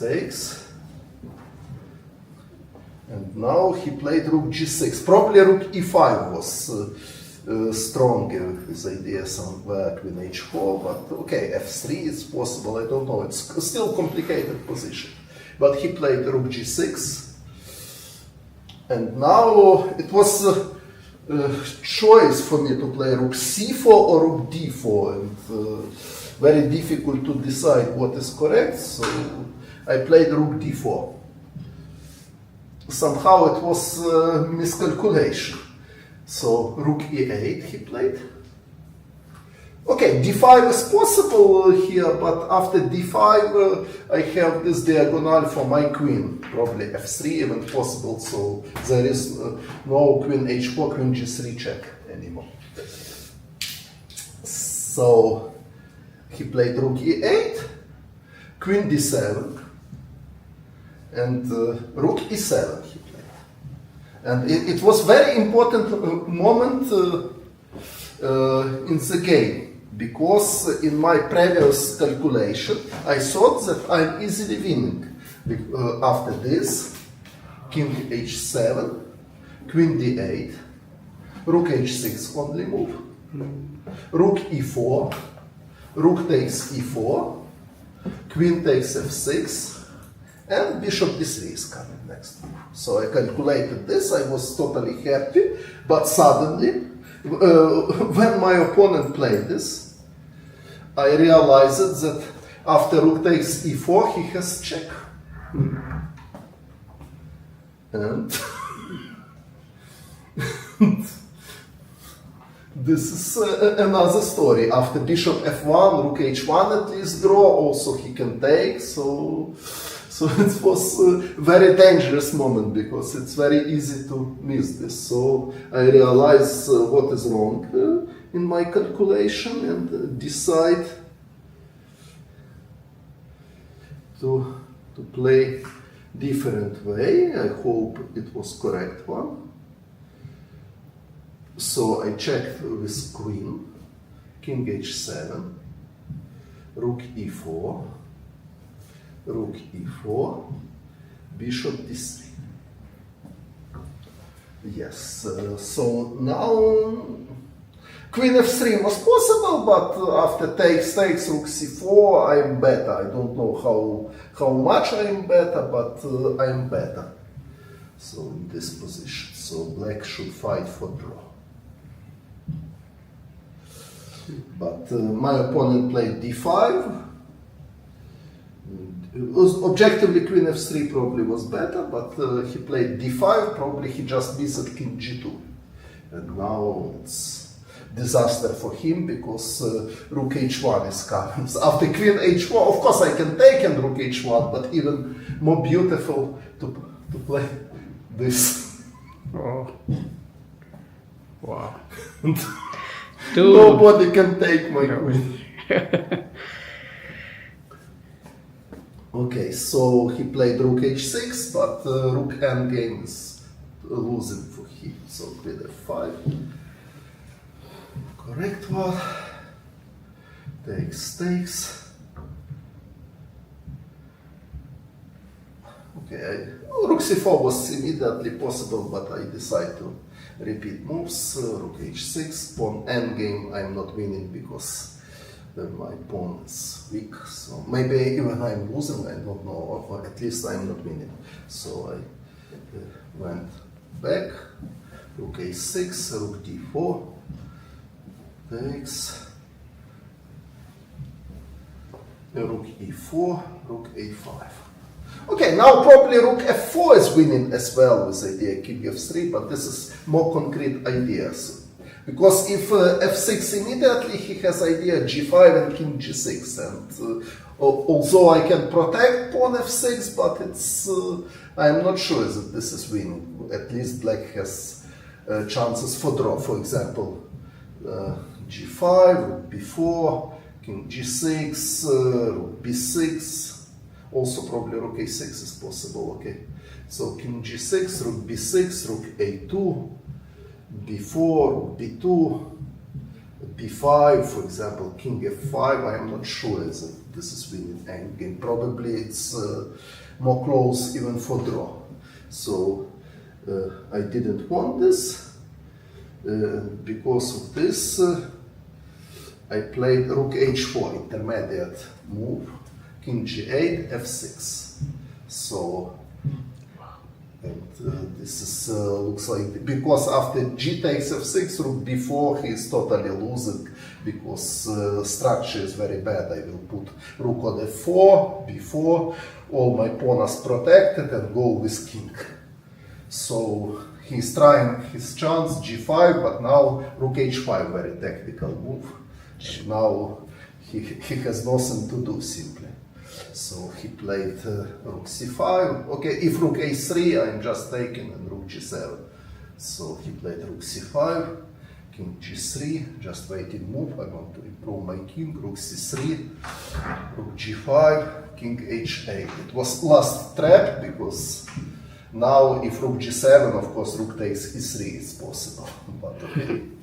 So I just wait, and he has no moves. For example, if rook d3, I can play rook g4, and after rook b3, now rook g7, because with pawn on b4, it is not stalemate anymore.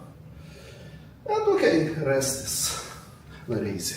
So Wesley, just few questions to you that your start was not so well, Okay. but now last two games was looking nice to you. So how you feeling here in Fujairah overall? This is the first time they started this championship. So Okay, very well organized tournament. It's very big pleasure for me to be here. Yes. and what is your upcoming tournament? Are you going Grand Swiss or FIDE World Cup? Sorry? What is your upcoming tournaments? Are you Yes, going? yes, I will play in Grand Swiss, I will play in FIDE World Cup, both of them. So you're coming to Also- India? Also, I will play in Spanish Rapid Team Championship. Okay. 20 of September. 20 of September.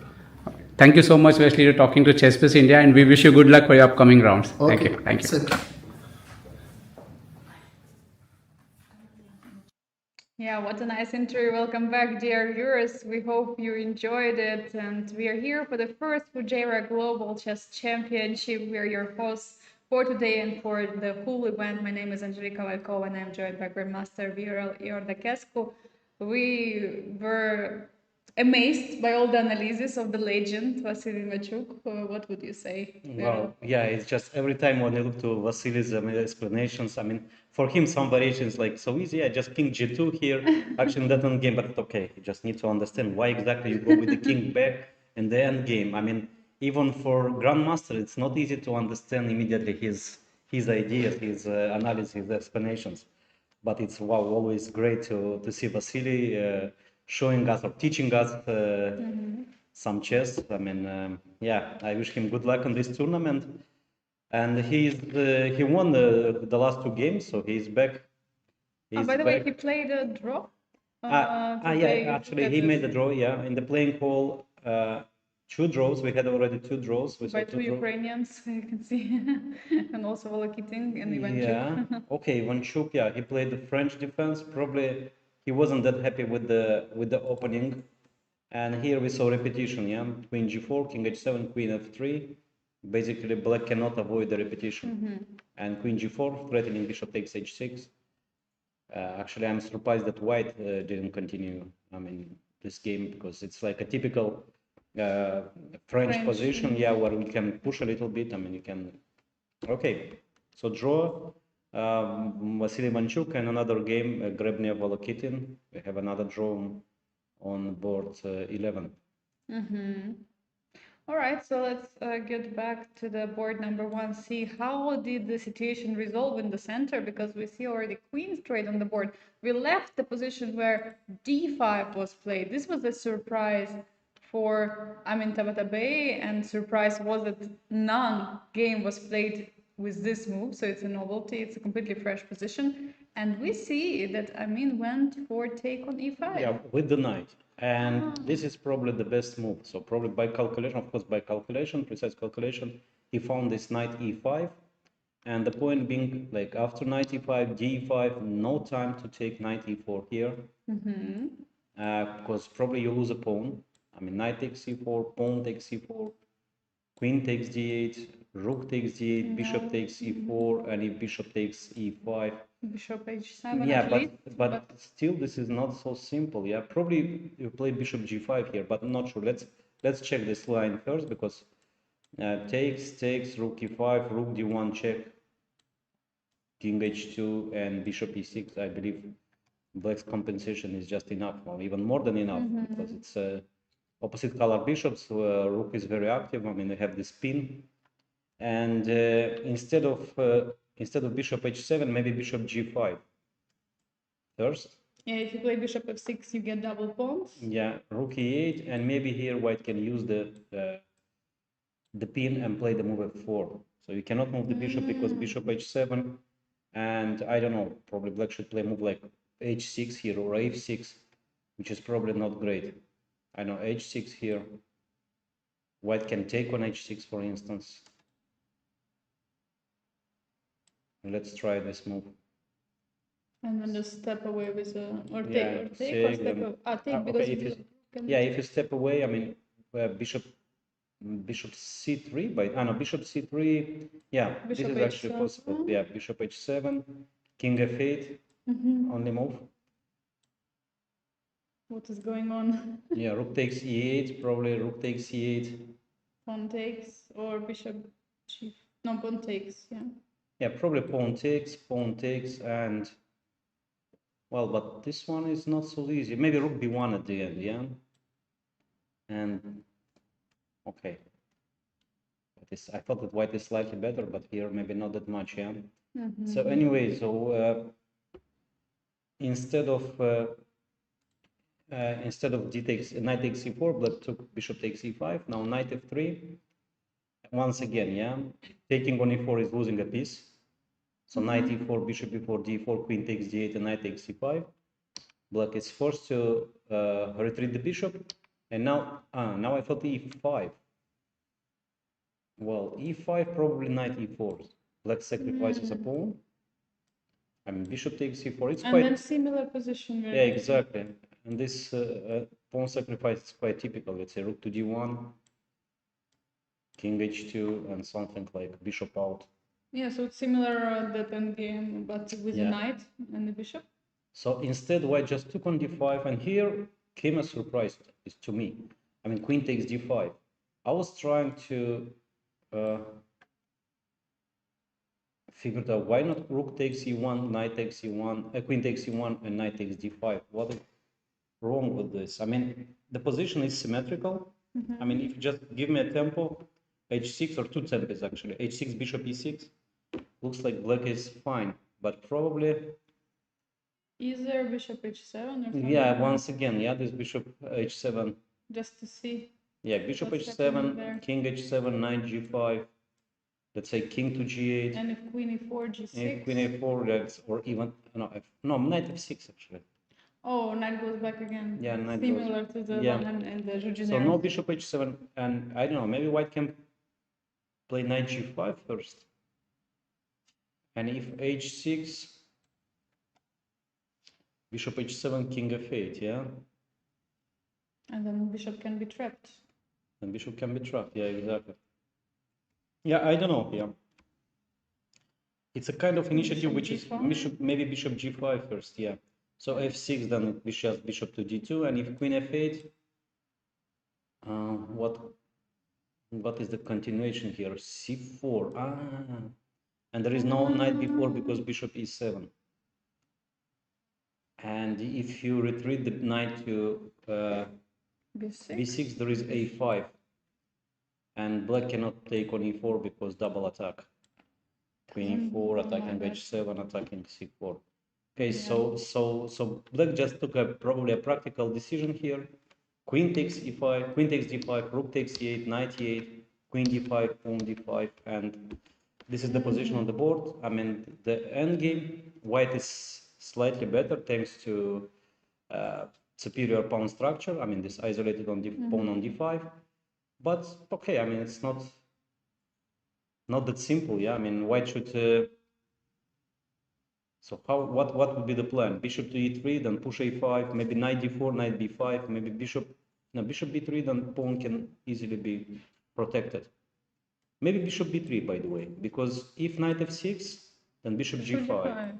And okay, then or black is losing the pawn, or the structure. But if bishop e6, and bishop e6, knight d4. Or knight d4, yes. Yeah, okay, one of the move. Yeah, knight g5 or knight d4. Yeah, knight d4 looks of course better. And in some positions, I don't know if exactly here, let's say after move knight f6, white can even take on e6 and play c4. Maybe not immediately. Maybe something bishop e3. Bishop e3, followed by a5, maybe a6, creating another weakness, maybe rook a4. And in one of the moments, white can just take on e6, yeah? Maybe g4, f3, king f2, g4. Maybe f4, f5. f4, f5, yeah, is another idea. Yeah, so white is much better in this endgame. White is much better in this endgame. So white is thinking, yeah, to play immediately bishop b3, maybe a5 first. Maybe it's important. Maybe bishop b3. Yeah, many moves definitely. But what we can say from the position and also from the clock situation is that for Amin Tabatabai is definitely going to be a way to try to prove some advantage in this endgame. For Sugirov, it's going to be probably suffering for some time till he gets the position equalized, because with isolated pawn, and also we can see that knight is on e8 compared to knight on f3, so a bit less active. So still there is some time loss in the position for black. So yeah, some chances for Amin Tabatabai, Yeah, and he will try to push. Definitely. I mean, yeah, he will push here anyway. Let's go to the board 2, where we have Jacobson against Pranav.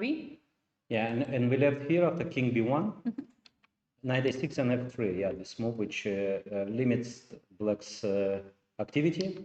Bishop e6, knight h3, knight comes to f4, rook d8, knight f4, and knight c7. Yeah, so black is getting ready to play d5 or b5, or b5 might be also an idea. Bishop to e2 and a6. So b5.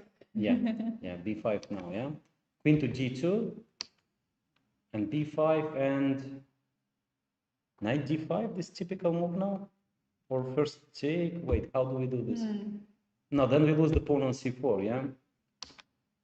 Yeah, this is the current position. This is the current position. I was trying to calculate this move knight d5, because if white takes first, no, then white is not in time. Sorry, white is not in time to take to play knight d5, because pawn a2 hangs. So if white wants to play knight d5, it has to be now. Exactly. So queen takes d2, knight f6, pawn f6, rook takes d2. Now probably black takes the pawn with the bishop. Because if with the pawn, the knight takes e6 and at then least. Okay, actually this one might be not so simple, because takes, pawn takes, bishop c4, d5. I mean, black is very solid in the center. Pawn structure is good. But instead of taking the bishop, maybe white can play here rook c1 or rook d1 or knight h5.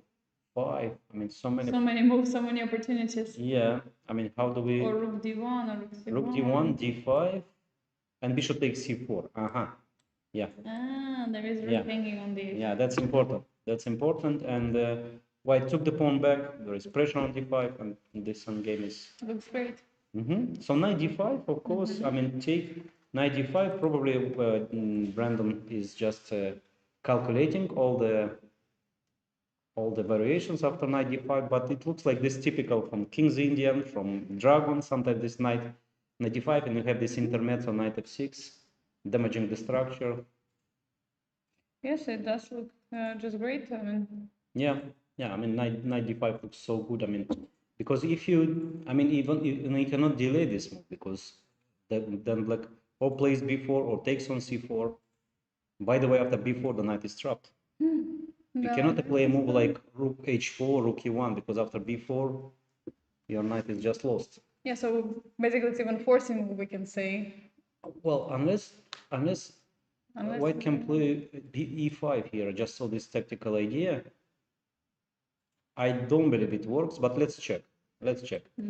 Yeah, and if black takes, then queen takes d8, rook takes d8, rook takes d8, and knight e8. At the end of the story. And attacking the rook, attacking the knight. Okay, knight e6, f e6, but black is probably doing fine. So there is no e5. Okay, but then knight d5, knight d5. Yeah, 95 will most likely be played. For a moment, still Brendan Jacobson is taking time while he's doing so. Let's move on to the board 3, where we have Janeir against Andrew Hong. And do you remember, by the way, we said that this how can you maneuver your knight from d5 to g6? And actually he did it. He did it a little bit in a different way. So he did the other knight. Yeah, the other knight. Okay, queen c2 and knight to g6. Yeah.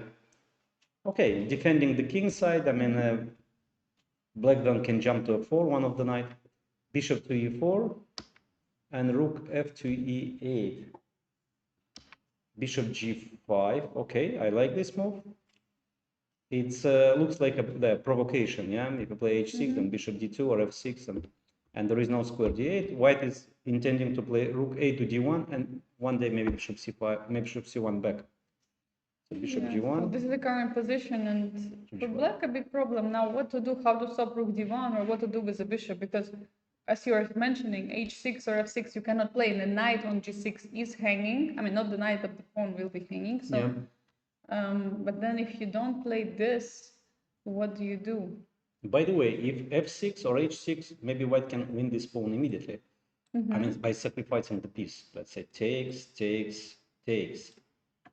And if black takes on g5, knight takes g5, knight f6, yeah, and I think Knight e6 or rook maybe e6? not, maybe just improving the rook. Rook e6, but rook e6, yeah. isn't it a good move because it's targeting the knight, and if rook takes, knight takes, it's a fork. Bishop takes f2 check and queen b6. Well, it's a little bit too. No, the knight d4 back. Knight d4 back. It's tough. It is tough. Okay, rook takes e6. I thought that no time for rook e4. Okay, no time for beauties. Yeah, rook e4. Because probably black can take this knight. This rook. Queen h7. Queen h7, just a couple of checks, but no more than this. This, check, king. Unfortunately, no rook on d1. d6 or d8, I don't know. D6, rook d1. let's say. Rook d1. Rook d1, king c6.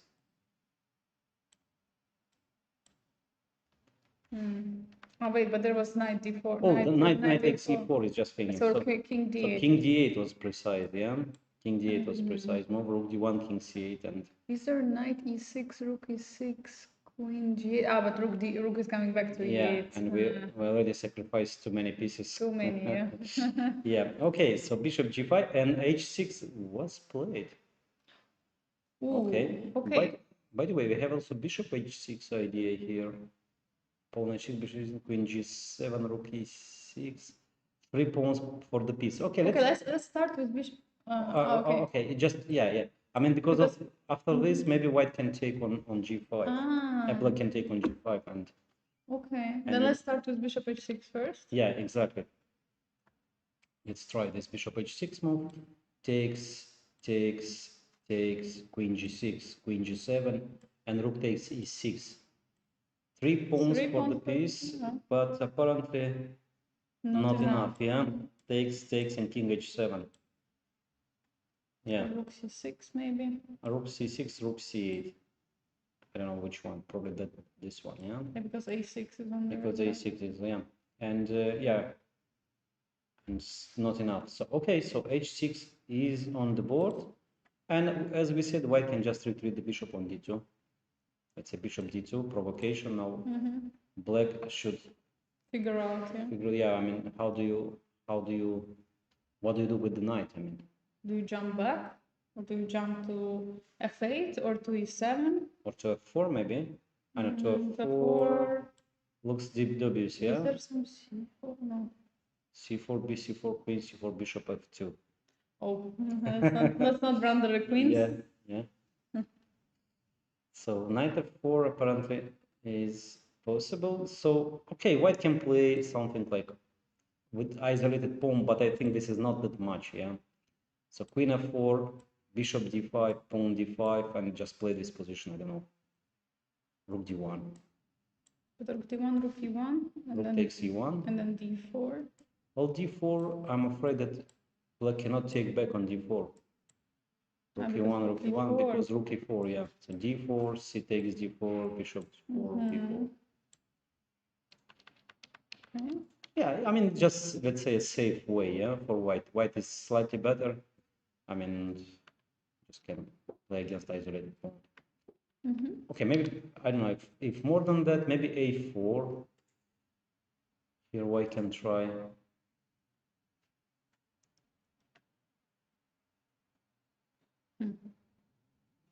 I don't know, a4. What else? Or bishop takes f4, queen takes, and move like b4, a4, or a4 here. Is now c4 working? Now c4, okay, let's try it now. Takes, queen takes, and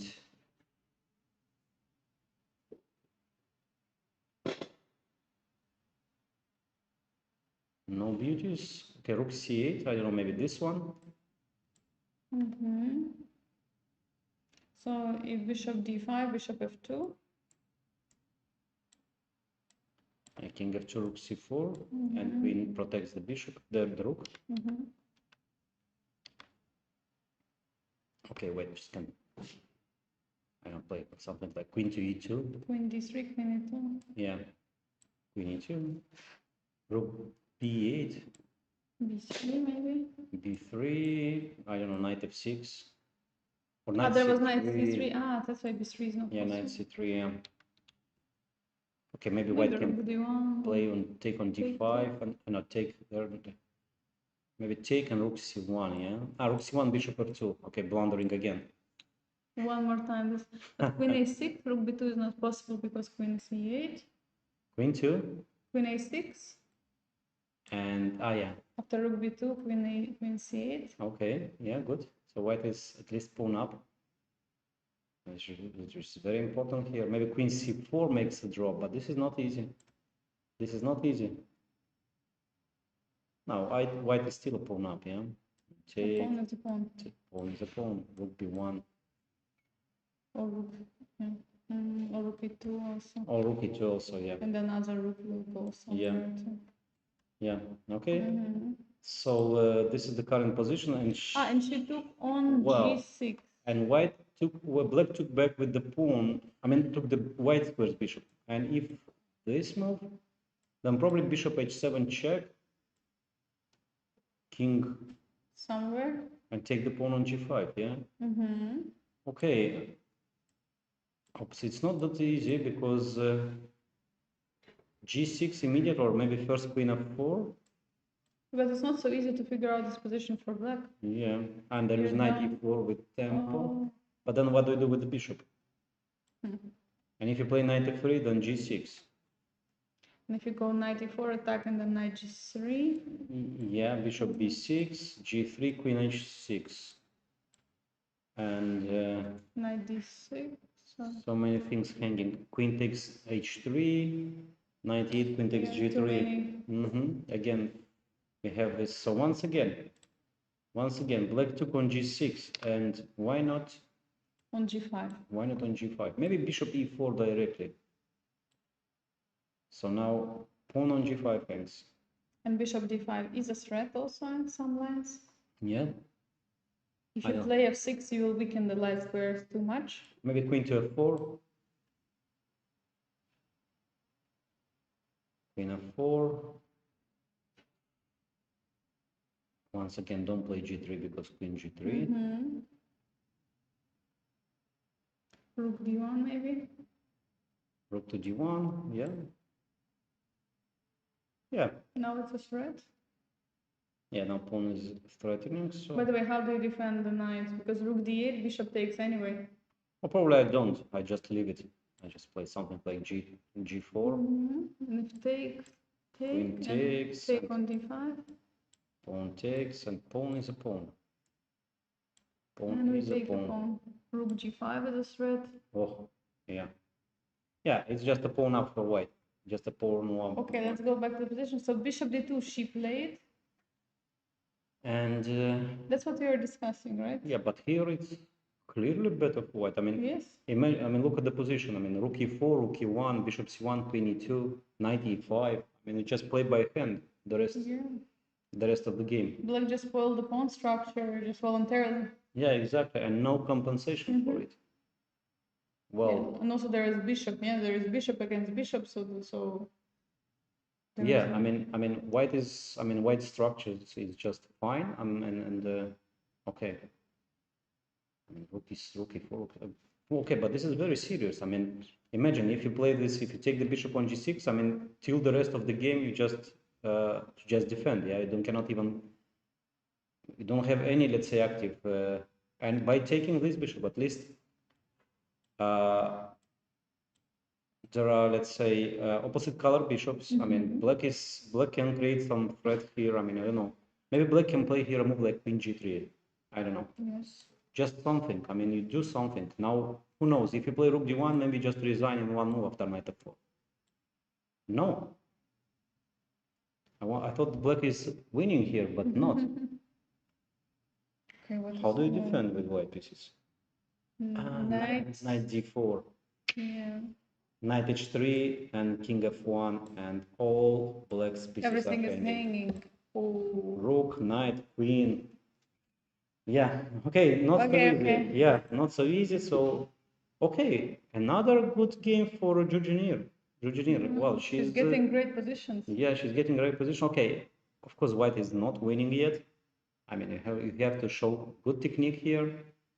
But there are chances for an advantage. Yeah, I mean, rook e4. I mean, or rook e2, rook e1. I mean, 95 even. Okay.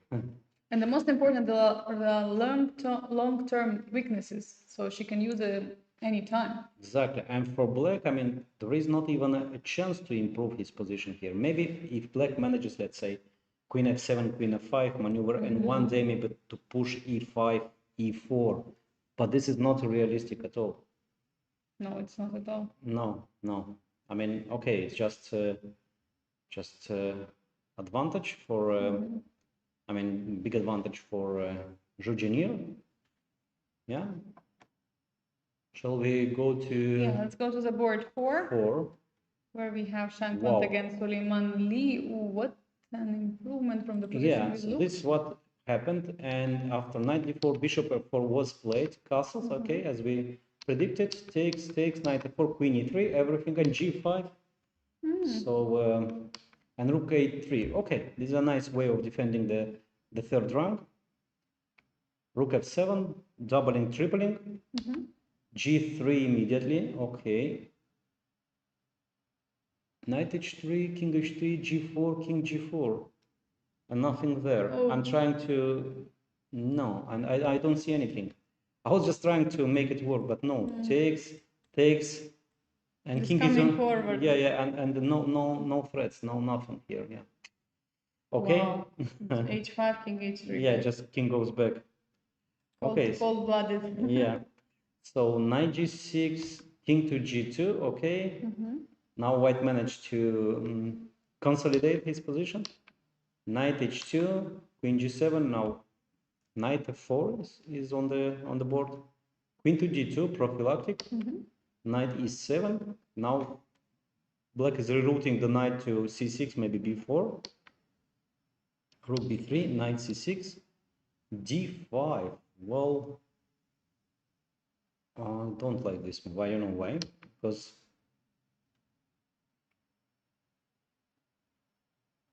and what about rook takes b7? Why not rook takes b7? What's going on there? b7. Probably e takes d5, queen e5.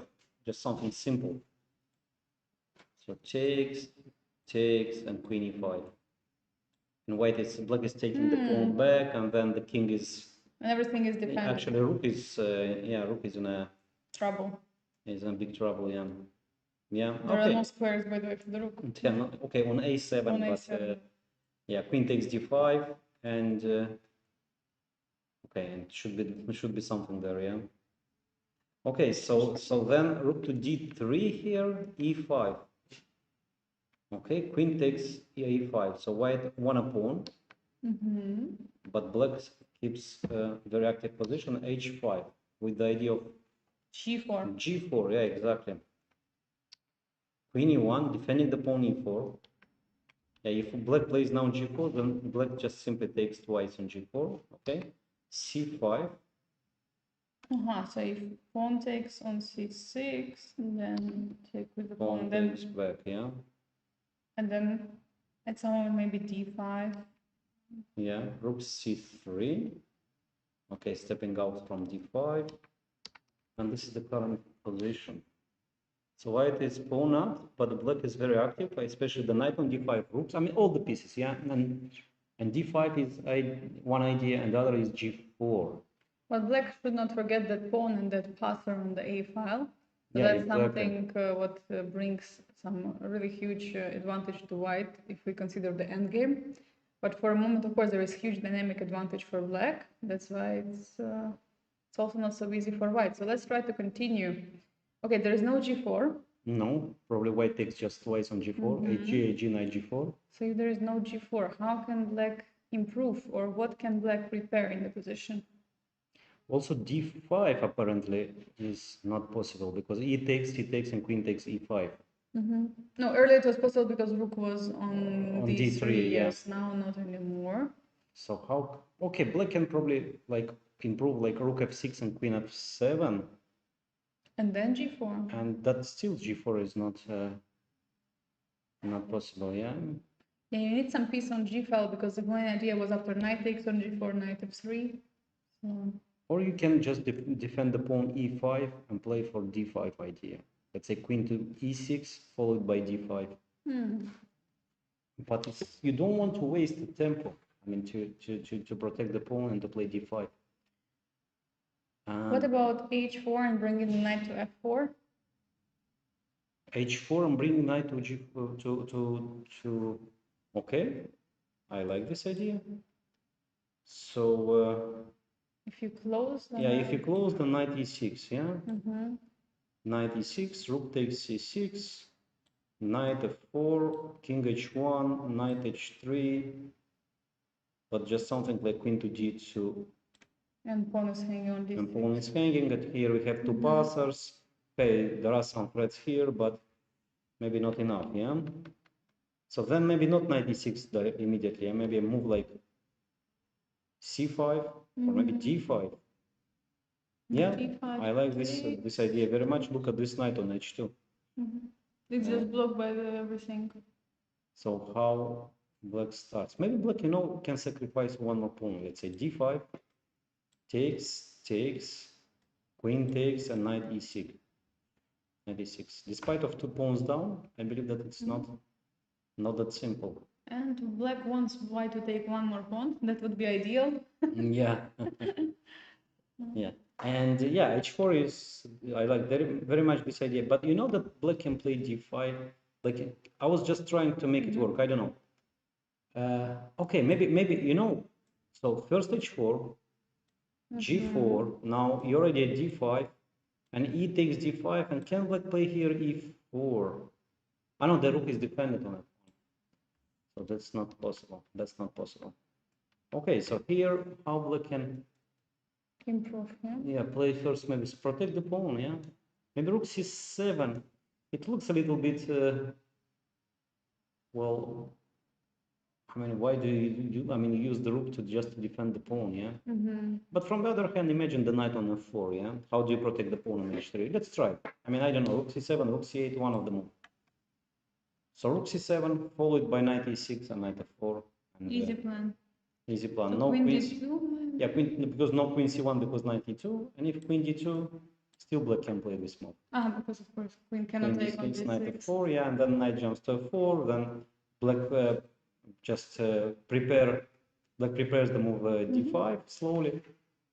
Yeah, it's a good compensation. I think something else was played. Rook h7. Rook to h7.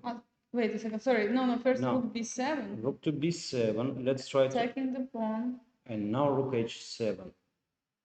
Okay, so it's why do you improve white's rook? Yeah.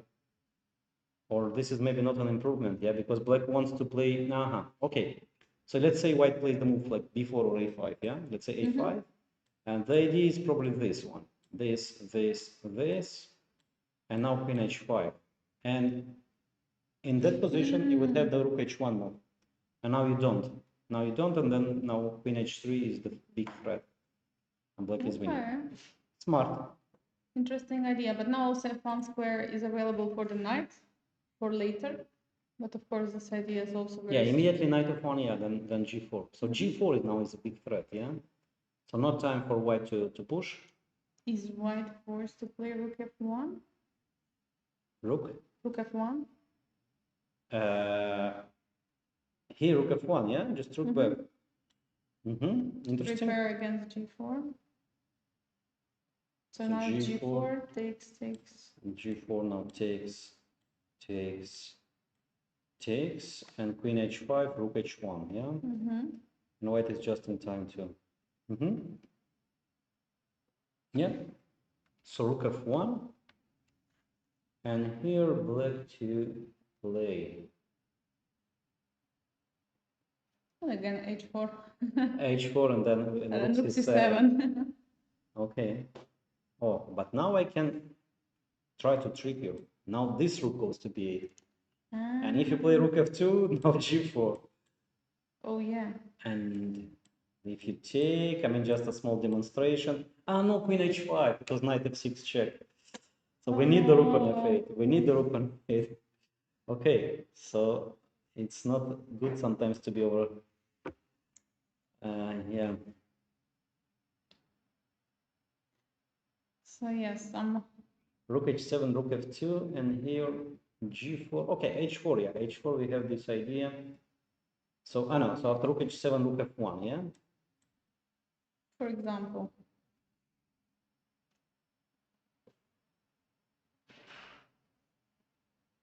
Okay, repetition, of course, is always an option, but... but can black start with the move queen h6? With the threat of g4 now. Okay. And you don't have queen c1 because, or queen d2 you have. Queen d2, yeah, stopping everything. What about some g4, take on h6, take on f3? Knight f3. And then... Rook f6, knight takes d4, and we take on c6, and we are just winning all the pawns there. Yeah, and then now we play a move like queen to, but queen was on g6, yeah. Yeah, it's not easy. It's not easy to make progress here with black. So rook h7 was played, and did white play the move rook f1? No. No, not yet. Not yet. But okay, maybe it's not the only move. I don't know what. Maybe rook c1. Rook c1. So, by the way, and now f3 hangs in some variations, but where exactly? Okay, I found. g4 takes, and rook takes f3. Oh. Rook takes f3 and queen g4. Queen g4. And threatening the rook, and also threatening check from h3. Now all black's pieces are... So white cannot leave the third rank. Unattended. Yes, and then what do you... So rook f1, yeah, rook f1, inviting for draw. Maybe white can play the move queen d2. No, with queen d2 you don't prevent the g4, yeah? You don't. D2 is still... Yeah, you don't prevent g4. Yeah, okay. That's very interesting. That's very interesting. Rook what h7. if white plays g4 themselves? Yeah, and then we keep the possibility of to take, yeah, maybe immediately. Let's say black take or knight. No, basically here this.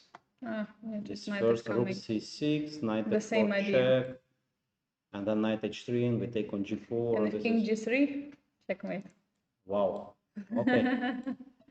Yeah, beautiful checkmate. I mean, the square f2 and h2 is blocked by your own pieces. Yeah, And actually, bad luck. we don't need all the pieces, the queen, the two rooks. We just Knight and pawns. just knight and pawns. Yeah. The most important opponent's pawns. And pieces, by the And way. pieces. Yeah. So rook h7 is played, and white is thinking. Yeah, okay, probably let's let Sam think for a while and come back a bit later. For a moment, let's go to the board number 5, where Abhimanyu Mishra is facing Ronak Sadwani. And we had here the move bishop e2, and black did play f6. Okay, one of the your idea, yeah. yeah. I mean g4 of course is the move that you want to play. I mean, but if you are not sure that you get advantage in the complications and maybe you just lose the pawn on g4, you just play f6. You bring your knight on e6, knight h4, knight f4. You have time. All right, knight e1. Okay, attacking the pawn g4 now. Aha. This important pawn because the knight can go to h2, yeah, and in case you open the file, And this now there might is be queen just h7, losing. by the way. This might Now be queen can come, queen can slide. Yeah. Before there was pawn on f7. yeah, it's one more idea, and here black's attack is well probably decisive, and oops, just not to jump, and instead white played the move h4 and f5. Wow. Okay. Pawn takes f5, knight h4, b6.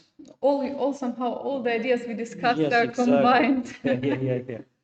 Okay, bishop takes and knight c. I thought knight c4. Okay, bishop b5 check first. c6 and this is the current position. Wow. And now Mishra is taking time. Knight c4, then bishop c7, and the knight is trapped. Yeah, this is probably the simplest variation we can show to our viewers. And now the bishop is lost. Bishop can go out, Yes, so knight c4 is not possible. Bishop hangs. Okay, bishop d3. Yeah. Just going By back. the way, I want to sacrifice today, and not only today. All the generally, time. All the time. And if you take, I want to play. I know I'm not in time to. Maybe I'm in time. No, but just f6 wins the piece back. We don't. Maybe we don't need to. No need to complicate. No need to complicate. Yeah, we play just this move. Apparently, this one is also winning, because queen g5 or queen f6, knight e4 is coming. Oh. And then we all take. the pieces are working. Yeah. Okay. So this then there is this intermezzo. After c6, we have d takes e5 intermezzo, and if black takes back. Knight c4, now it's different. Now this one is different or not? Or still bishop c7 and bishop is lost? Probably no big difference, yeah? So can we play knight e4 here? And if it takes the bishop, then f6? Or f6, queen f6, knight e4. Okay, let's try. f6 first, queen f6, and knight e4. Queen to... back to e7? Let's try queen e7. Yeah, knight d6 check. Butler so check. King f8 and bishop c4. Okay, we can take on... No, we don't take that bishop. What is this position? Oh, 2 pawns for black. 2 pawns for black, yeah? Okay, this might be too much, but... But king is open and there is not much activity.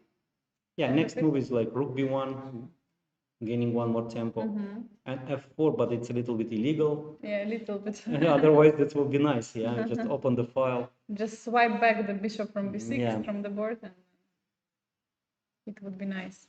Okay, so c6 is on the board, so some big decisions now for Abhimanyu. So knight c4 doesn't work just yet, but d5 is a move. What else is there? Okay, white can play just a move like bishop d3, but I don't believe. I think it's just slows down white's initiative. let's say bishop d3, just knight takes f5.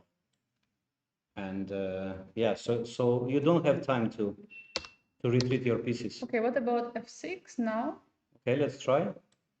Queen takes f6. And knight e4 now. And knight e4. Queen e7. And now bishop bishop h4 and then h4. knight e6. Okay, very good, Angelika. This is like, wow. Strong, simple and strong. Just combining all, Yeah, all the exactly. tempos. So this is how chess should be. This, king e7, and now do you take the bishop or you just retreat, or how do you continue? I mean, for sure, this knight c8 is a simple way. You take and go back, but do you have DE? Do you have Because black cannot take the bishop. Because after knight c8, rook c8, queen d6, white takes the piece back. But there is a problem because there is g3 here. It was a blunder, yeah? G3 here. Oh, g3, okay. Nice intermezzo. Oh, yeah. And knight f3, we just take on f2 and the game is over. Okay? Okay, so we have to be aware of this. So it means not take, so...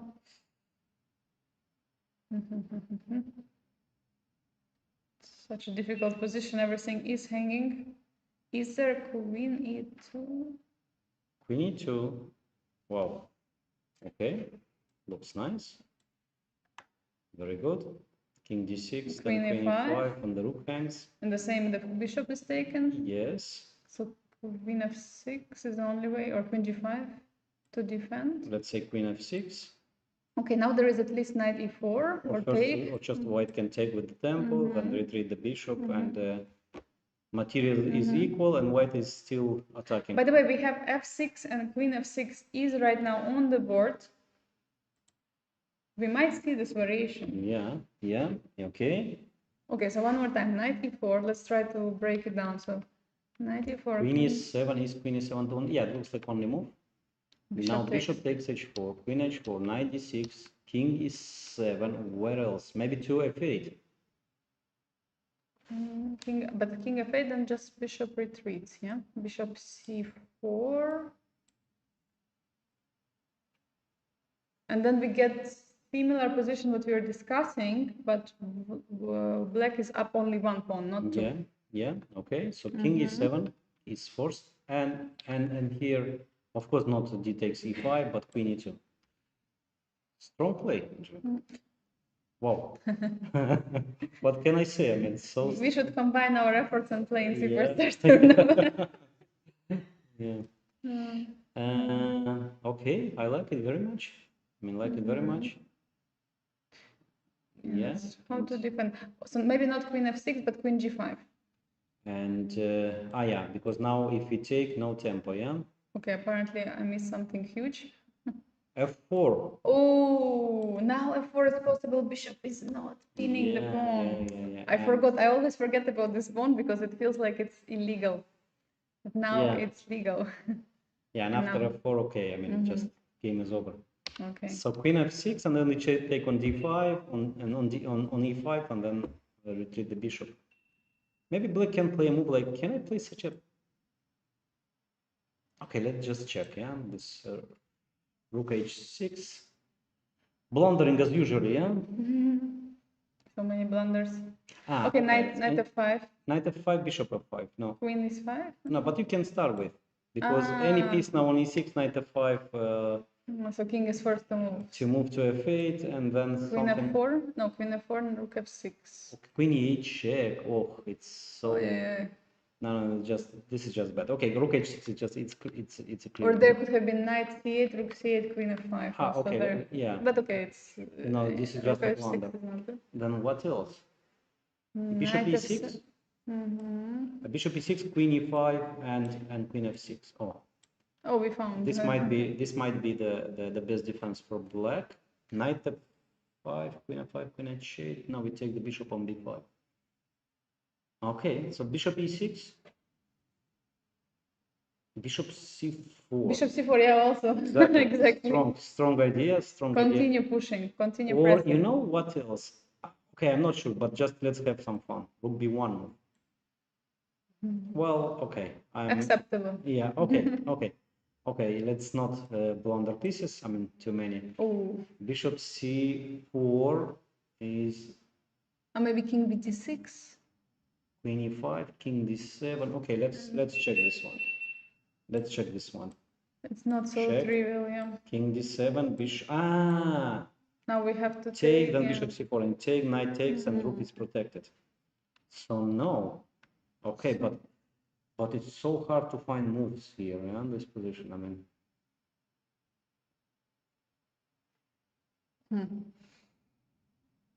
do we play f4 here? Okay, this is too much. Come on. d5. d5. No, but there's this d3 again. Yeah. We need to be careful in opening the bishop. There could be also, I don't know. So queen e5, queen f6. Yeah, that was the problem. If g3, yeah, then queen yeah. h3 maybe. And now queen e5. Ah. And there is no queen f6. But g3, queen e5. Then knight e4. g3, queen e5, and now e4, but queen somewhere, yeah. I don't know, to g7. So no. Okay, let's play this crazy move. By the way, knight e4, queen e7 is played according to the line. Okay. Let's just check the. Yeah. So once again, and everything is played. King to Wow. e7, and we might see all this, and f4. Incredible. Okay. Still, I want my crazy move on to be played here. Okay. Thank you very much. Not today. Not today. Then what is the solution? And what were we discussing about knight f5? Or Well, we didn't. We somehow we just didn't like it. Yeah. Okay. For some reason, yeah, we didn't like this move. Take something on e6. Maybe the knight. And yes, take, and then white is black is just a piece up. So but what about the move knight c4? Simple move. We didn't consider. Bishop c7. And now knight takes e5. And now there is knight g6. Yeah, and bishop e5, queen e5. Take the bishop. Maybe that position is maybe good, d5 with good compensation. Okay. Let's try it. Knight I don't c4. like this move. That this might be the solution. At least, yeah. One of the okay, moves. bishop c7. Let's bishop do this c7 line. and knight takes e5. Bishop takes, queen takes, Rook pawn hangs. takes. Rook hangs. Knight f7, then queen c7. And then okay, probably. Then what should be played here? Maybe still, yeah. Knight f7. Queen c7, king f6. And bishop moves. And we just retreat the bishop, yeah. Material is. Pawn. Oh no, it's equal. It's equal, yeah. What? Oh. It is equal, yeah. After all this adventure. Quite an achievement, yeah. To have this, yeah. Oh no, this is a crazy position. And by the way, look at also the clock situation. Yeah, but once again, what is the we move have, here? Wait a second. He didn't play king e7. He played king f8. King f8. And bishop c4. As we were discussing earlier, bishop king f8 was a mistake. Apparently, this is a mistake. And after bishop c4, which was played now, I mean, it looks like black is in trouble. It does look so. Yeah. I mean, king e7, at least you want to connect the rooks, you attack the knight. But after king f8, well, he thought maybe this tempo is not really important, yeah. And now what do? You have, yeah. But look at this knight on d6. I mean, it's not even targeted by any piece. It's and d takes e5 is always there. Although you have to be careful because of g3 ideas. So what could be a move? Maybe he wants to play queen e7 back or queen e7 queen back. f6. Yeah, let's try. I don't know. Queen e7 because queen f6. Queen e7, yeah. Okay, there's also something here. Do we take the knight? Do we play rook b1 first? Maybe take on c8, rook b1. Oh. So many possibilities Do here. we play queen b1, queen g6? But the knight and wow. I don't know. And if queen takes g6, queen takes b6. But somehow we it's not good, yeah. Yeah, we just change our strong knight for the bad bishop. So taking now. But what is wrong with taking now on e5? Then queen takes, yeah? And then knight is defended, so we can play some move. We can play queen d3 then. And what do we wonder? Queen g6. No, I just attack. Why this position is so good for white? Why? Maybe just take on e5 and knight c2, improve the other knight. Knight c2, knight c3. Well, let's check. So taking on e5, queen takes e5, Knight c2. knight c2, Oi. Oi, oi. G3. g3. Probably no, g3, knight d4, or knight e3, or knight d4. Knight d4, yeah, now I got the point. And if queen takes here, we have knight e6 check and that king. Just Blunder after blunder. Okay, so what is the move here? queen f3. Okay, queen f3 check, king e7, rook e1. Yeah, so once again, so here not d takes e5, yeah, but what is the move? I believe that it's something very, double attack. Look, so nice. Your idea, actually. Takes, and queen b1, attack the queen f5, double attack. Nice. Wait, so we have now bishop is on c4. And okay, black didn't play black this, but plays- this is a threat. Yeah, this is a threat. Knight Now c8, we rook c8, queen understand. b1, attacking the bishop and queen f5 double Okay, so attack. there is no time for retreating with the queen. What does it mean for black? Black has to do something about either bishop on b6, either move it back to a7, or play bishop Okay, but d7. can black just take on d4? I'm continuing my strategy, being greedy. What about taking on c8 now? And rook takes, And queen b1. and queen b1. No difference, yeah? Okay, then I have a small intermezzo here. G3, bishop g3, fg3 with check. It's a discovered attack. Wow. It's a discovered attack. So Doesn't after work. g3, and yeah. That means everything was bad in this king f8. Even rook on f1 is standing there. Yeah. Okay, so black cannot take on d4. Black cannot retreat with the queen. Yeah, and what? Rook h6 wasn't here, yeah? What about the move queen to f6 we didn't check? Yeah, Because the queen covers the square f5. Let's check it. Let's check it, yeah. Queen f6. Mm-hmm. If knight takes c8, rook takes c8, and queen b1. Okay, just move the bishop away. Okay, if we take on e5, then it will be similar to the queen d7 line, Yeah, which would be not so it's good. quite logical. So pawn take e5, queen takes e5. And here we were looking at knight c2, which is not good. So we don't do it. Rook b1. So we transpose to the position with queen e7, but yeah, rook b1. And rook b1, bishop c7. And we about- cannot take because checkmate on What h2. about? Okay, then rook a2 doesn't work as well. I wanted rook a2, rook Yeah, a2. but let's take it first. Take. And now we have so many possibilities here. Knight d3, knight c2, rook a2. Yeah. Queen d7. I like, by the way, rook a2, rook e2. Rook e2, rook a2. Okay. Wait, my computer doesn't like. Okay, decent move. But queen d7 probably wins. Yes. I don't know why.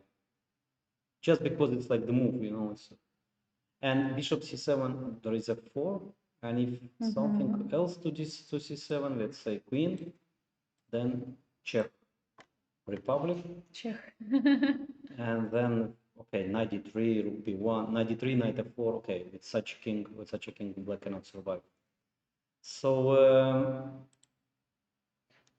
bishop c4, and Sadwani is thinking, but not easy, no easy moves, yeah, for black. I mean, we didn't find a way how black can, well, at least maybe get into the slightly worse endgame or have some compensation for the material. Okay. But it's getting very tough now for Raunak. And wait a second, he played some moves, so let's wait for a second. What did he go for? Looks like C takes d4, but he takes d4, but this we were one discussing knight c8. queen b1, queen f5. Okay, let's try one more time. Is there any other move? Knight takes c8. Rook takes c8, queen b1. Okay, apparently there is something else. Yeah, instead I of mean, rook this is c8. what we, yeah, so the knight is kind of a trap, yeah. And so there is a bishop c7 move that we discussed.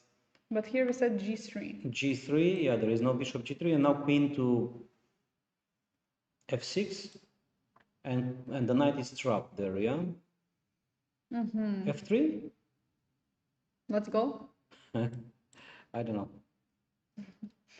Computer knows. Yeah, computer knows. So then, yeah, and then next we just take on g4. And yeah, black cannot really do much. King g7 anyway, we take on g4. Yes. Yeah, this is game over. Okay, so if instead of king g7, So maybe not queen to, maybe queen to where? To g5? G5? But then the same over 3 f4, I don't know. Also queen takes d4. now queen d4. Yeah, that was Attacking the rook. So yeah. that's why queen f6. So queen f6 and f3. We might see, by the way, this line. This is You what. might see this position, yeah. Mm-hmm. Wow, what a sharp position. I mean, I love what is happening on the board. And But the only, yeah, look at the only thing is that Mishra is so low on time, and with 9 minutes only. so he has to calculate, and we also remember from the previous rounds when players had great position and were so down on the clock, like yesterday in Zhugener game, like she was up on the position, she was winning, but then the clock was the one who made it some mistakes for her, and unfortunately she didn't win the game, but still had a very good draw. So let's shall we take a look at the first board, or do we have any other special board Yeah, below? just- Maybe go through the results. Yeah, so it's a draw on board 8 between Cheparinov and Aditya Mittal. Okay. It's, yeah, and I saw actually in the very interesting game I saw in the playing hall is the game of Zemlyansky with Salem. It was I think Salem was crazy attacking. position. Yeah, it is crazy position. I mean, look at the pieces. You don't even understand where, I mean, how the pieces are moving. It was French defense. Let's just show briefly. White played this pawn sacrifice variation. 97 h4. Okay, a6, knight g6, knight b3. Okay, there are so many things to say about this position, but we'll just probably skip. Yeah, let's for move on to the critical Yeah, position. exactly. So c4 takes bishop to e3. Both kings are would be under attack soon. So knight e5, knight c6, bishop 6, knight e4, and rook g8. I saw this move Salim played in seconds. So rook to g8, probably just ignoring the move knight e6. Now knight e6, I thought that black wants to sacrifice the queen by playing d4. That was my calculation. I just wanted to have some fun. Wow, it Just does move work. I was just trying to calculate, but okay, I'm probably I'm not able to calculate such lines. And this, and just take on e3, and okay, everything hangs. I mean, No, this is king just is on fire. incredible. Yeah. Okay, so So sacrificing a queen. yeah, for a pawn. I saw this moment, but okay, Amazing. it was just, and instead White played the move rook c1, bishop to b4, coming with tempo. Okay, rook e2 and knight to c4, queen b3, and this is the current position. Yeah, this is what they What's have going now. on here? What's going on? Just some pressure on the c4 square on the knight. And if you take, then there will be always bishop opening. So, and that's why also knight has to stand on d4. Anytime knight moves away, there will be d4 immediately. Yeah, but I I'm don't afraid understand. it's actually not that complicated, because White just can take any time to c6 and then take on c4 and just attacking for free. This is what I'm afraid that that can be here played. Yeah, queen b3. I mean, if you retreat the bishop, just take on c6, take on c4, and I'm so sorry. Yeah. Let's go to the fourth board because something interesting is happening there. yeah. Board 4 is Shankland against Sullean Lee. Okay, so What is going on? So here rook h7, a5. just ignoring. G4, yeah, this one is said it's checkmate, and A6, yeah, cold blood. Just you go to promote your pawn, yeah. Okay, taking on H3 and King H1, Rook G7, Queen F1, Queen takes G3. But why do you allow an F4? Oh my God, what is going on? I mean, why do you voluntarily destroy your king side and just to, okay, but actually it's interesting, yeah, because King side or pawn? or pawn on the king side, yeah, what is more important here, yeah? Okay, Queen G2 doesn't work. Okay, just let's, I don't know. Can I play this move? Queen G2 check? Okay, I'm just you trying. cannot take. I'm just trying. Rook takes, pawn takes, queen takes, and just something. Funny. Okay, just let's take on a. Oh, sorry, it's first take here. Yeah. Yes. I'm just yeah, I was just trying to Queen. calculate the length and taking here. Yeah. Or there is knight e2, knight f4. Oh, rook c6, knight f4, rook c6, and then two Maybe passers. not so good. Yeah. Maybe rook. What about rook a8 here? Maybe this is just enough for a draw. Yeah. The taking on e5, taking on e5, rook a3. And maybe just knight c2, knight b4. Knight c2, And then rook a4, a4, c5. c5, a7, knight b4, and knight c6, yeah? And knight on h2 is too far. Also, black can try this. This, knight c7, a7, knight b5. And winning the pawn, and probably this is just a draw. Sullean is taking time in this position, but I just want to give an update on the board 5. We were looking Mishra against Sadwani. So it did happen how we discussed. Knight takes c8. He missed the idea of rook b1, of queen b1, sorry. Wow. And he's just thinking now. Look at him. He's shaking his head. I mean, So he didn't see it, this idea from far, yeah, which is actually very strange. I mean, you can't be so naive, yeah. Just believe that okay, everything is under control. I mean, queen b1 at the end, and game over. He cannot believe it. He's just shaking his head. I mean, and Abhimanyu Mishra is walking very close, by the way. Yeah, but the game is done. I mean, just the game is over. I mean, just a piece down, no attack for black, no pawns, nothing, and also the king is just. Did you find anything here? No, it's just finish. I mean, instead of taking I mean, look, white just took on c8, yeah, and I mean here it was the last chance to play bishop c7. Bishop c7 because anyway the knight is lost, yeah. So he just didn't see this the simple double attack, yeah. And if g3, queen f6, and this was the position that we discussed, and here white should find not an easy move f3, not an easy move f3, and instead just was a blunder, yeah. I mean, knight rook takes c8, queen b1, and the game is over. No, this is just crazy that the grandmaster with such high level missed this mistake, and yeah, this is. But you know, the move is so far, yeah. It's like it shows exactly the beauty of chess. Yeah, this geometrical motif: queen to b1, attacking the bishop, and actually queen goes to f5.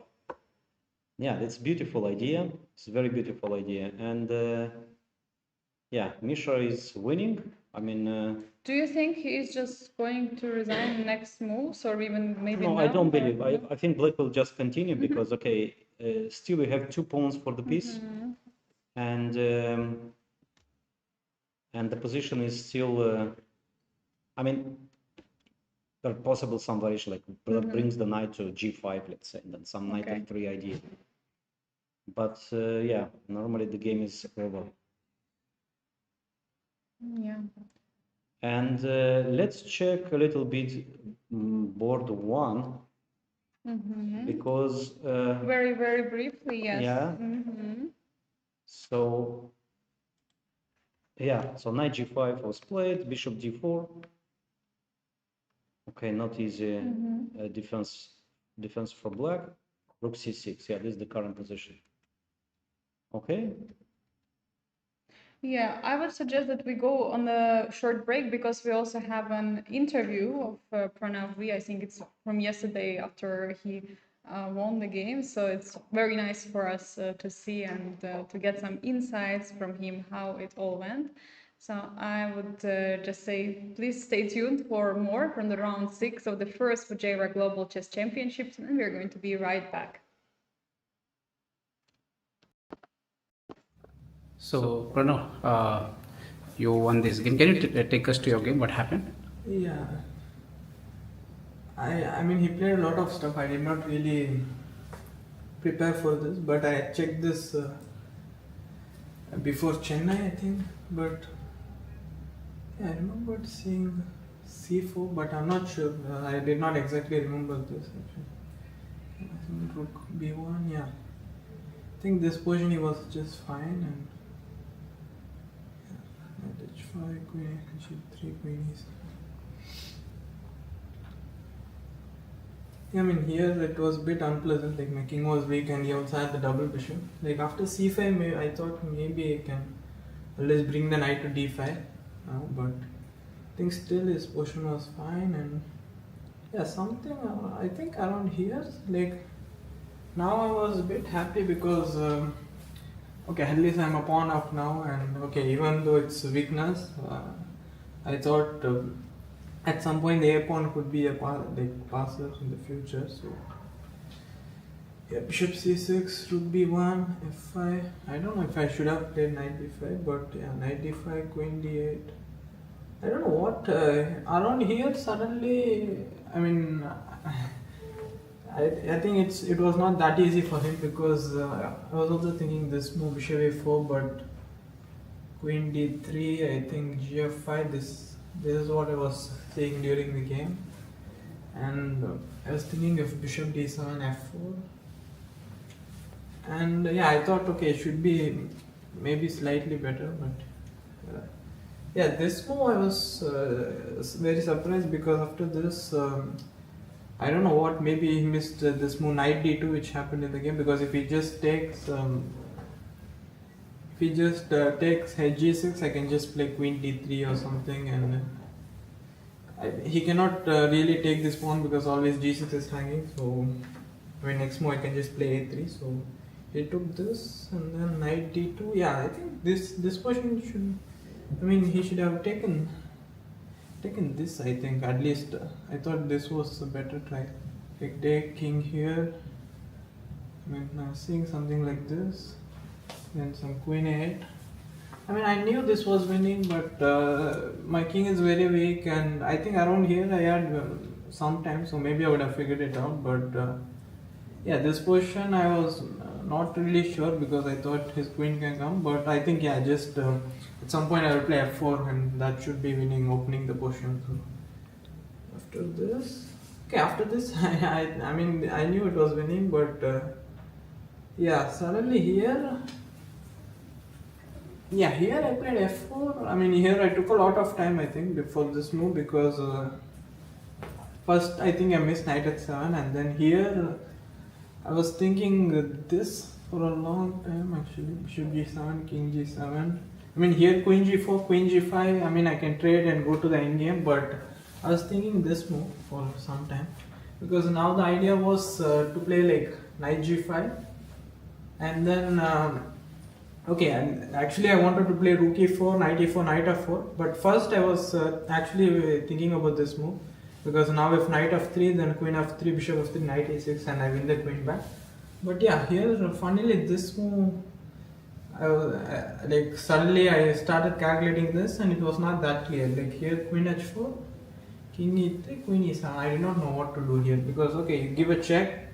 I mean, if he takes, my king can escape, but he will just go king f8, yeah, and then yeah, it's already equal, isn't it? Like, because now my king is stacked, bishop c2 is a threat, and he has a lot of counterplay.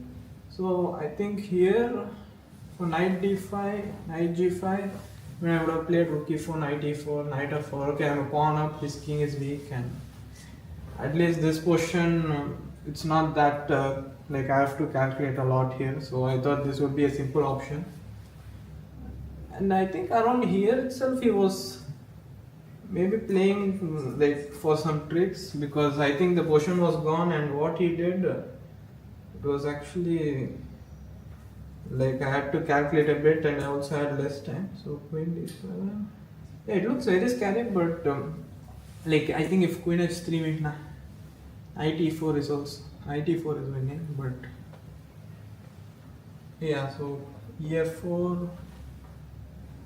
I mean, I could have taken, but this bishop g7, queen g7, queen. I think queen c5, fg3, and then I can maybe push some h4. But I think this. I mean, I wanted to stop knight g5 first, so I took on c5, fg3, hg3. Yeah, I missed this move queen g4 actually. I'm not sure if knight f5 is the only winning move here, because I did not see any other win during the game, and yeah, because I was thinking like this move, but then he plays this,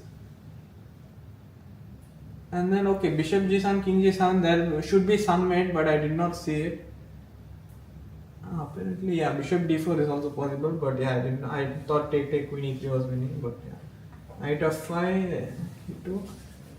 Yeah, after this it was, I think, clear, because if you played this, I'll just take, give a check, and then king g8, queen g7, take everything, and then we'll give a check first, so that he has to go back, because if king g6, I'll just go rook c8, and then Spinning on.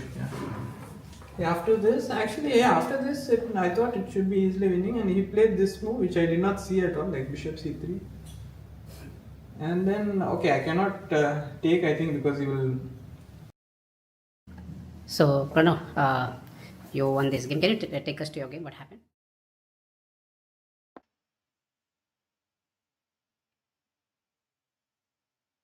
So we are in the sixth round of the first Fujairah Global Championship Masters with an excellent game against Ilam Party. Congratulations on the win. Would you like to share your thoughts on the game? Yeah, sure. So coming to the game, I wanted to play something solid, but Ilam Party, due to his style, complicated things right on move 4. So all pretty normal until now, and now he played easy. This is called Abiban Millimere Gambit, and he's basically sacrificing the pawn. And had I taken 94, can capture, get initiated with d5. I have to play knight g3. On the first take knight g3. Then he can push h5 and harass my knight further. So I played queen a4.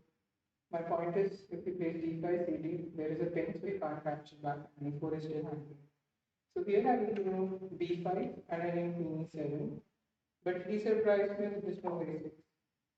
And his idea is pretty clear. He wants to play b5 and take the c pawn and then play d5. So I thought, okay, I have to capture because it's the only critical try. And here he took and played this very interesting idea with b. So his point was, if I take cd, which I did in the game, cd, it looks like white is winning in exchange with knight f6 or knight d6. It's knight d6.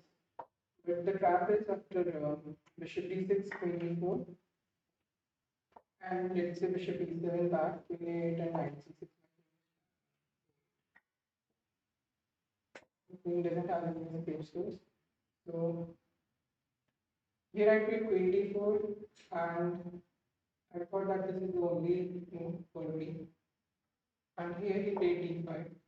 And now my pieces are getting pushed back. If I just play knight c3, after bishop b6, I have to reckon with knight c6 and d4. It's very uncomfortable. I think he's already better. So here I gave queen e5 check. If bishop e6, then knight g5 was my point. And now I can take knight e6 and I'm simply slightly better. But in the game he played bishop e7, and the game became even more sharp because he's sacrificing another pawn. And it was good to take rook f8 and knight g5. And here he developed his knight with knight c6. So his point is to play knight b4 or knight b4 if given a chance, and then to invade on c2. And it's not easy for me to stop this idea because my pieces are totally undeveloped. So here I became even more greedy, but the point is not to take the pawn. The point is to cover the c2 square with the queen. And here we played this mysterious move bishop f6. I did not really understand this idea. I thought we had to play queen c7 and get a knight b4 again. But had he played queen c7, here I think I was planning to play e3, knight b4, and here I saw bishop d3. Yeah, bishop d3, and I thought white should be holding. Here, if we place bishop f6, threatening rook h8, and then I can't defend d3, I thought here knight h5. Maybe a3 is even better, but during the game I thought knight h5, bishop e5, and now I can just move my bishop f5. Because now rook h8, there is knight g7.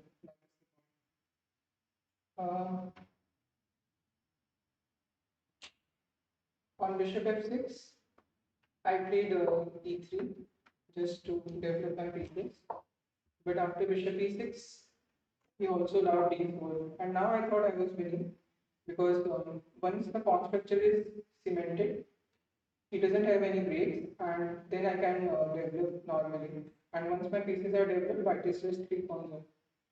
So he played queen e7, I developed, and here I think I played pawn d3, which is good because queen d1 might look more natural, but queen d3 giving a tempo with knight b4 is smarter because even though he gets knight b4 and rook c8, his threats are not real. Knight c2 is threatened, but after just bishop d1, which I think he underestimated, I'm just threatening a3 or bishop d2, and his pieces have to go back. So here he played rook c4.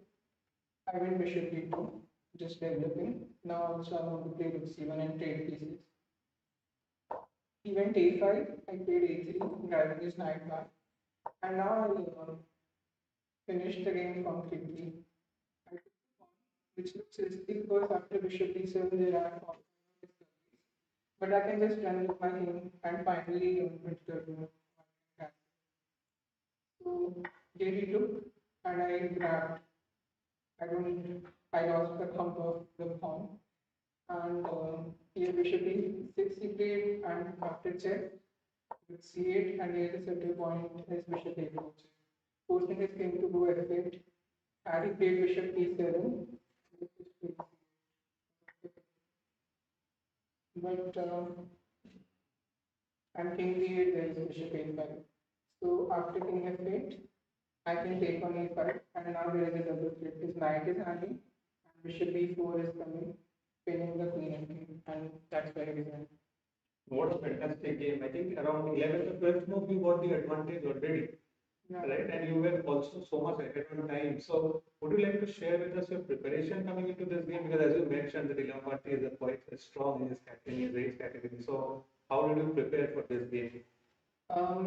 I did not prepare a whole lot, but I wanted to play something solid, so that's why I chose English opening. But already on move, I knew that he plays his c6 line, but after queen a4, he had only played queen e7, and after queen c2 d4, I prepared this from the white side, but he surprised me with a6. This didn't even exist in my hand.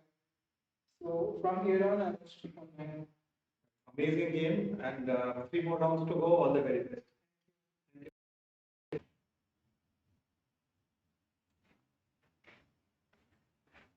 Thank you very much.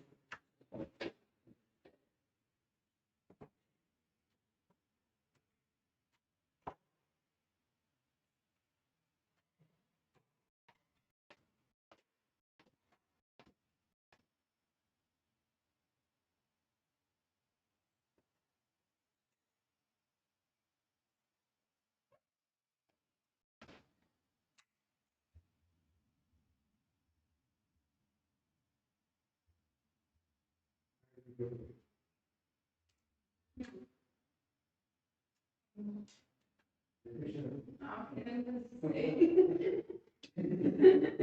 you're sitting like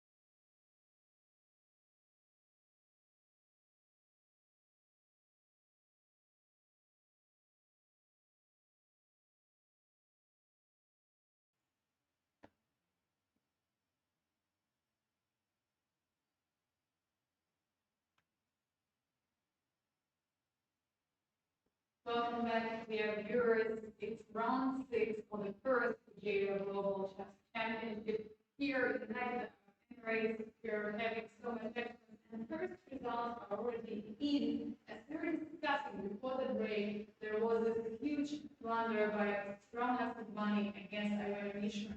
Mishra managed to score a super important victory. Yeah, after queen b1, I mean, just resigned with Sadwani made a couple of moves, bishop c7, queen f5 check, and a very important move g3. Queen is under attack, and rook on c8 is just lost. Queen e7, queen takes e8, rook f8. Actually, I'm not with the move with the slave, and here the black will resign. Wow. I mean, yeah, I mean, this is the rule, yeah? When you calculate the variation, you and you can calculate the same line, just calculate one move more. One move more, this is exactly the case. So you are calculating starting from here, yeah? Just because from move, let's say 91, was everything for testing, queen f6, 94, e7, everything for check, okay, king e7 for is. Here was the only move for black.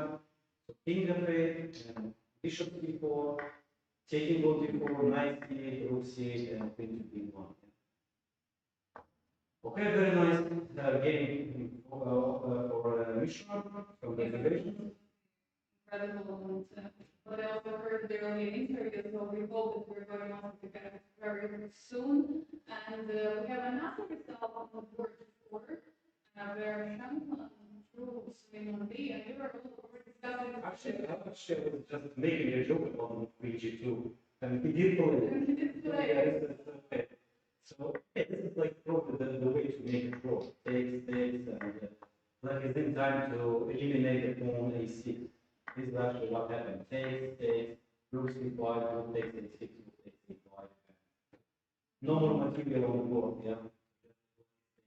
White is taking white is taking h5. And we have some development in the game of Zhu Janeir and Andrew. So around, yeah, so white was better. I mean, around here, then game is much better for white. Knight e5, everything that we discussed, and the position after king of, yeah, rook a5, knight c7, knight e5, rook d8.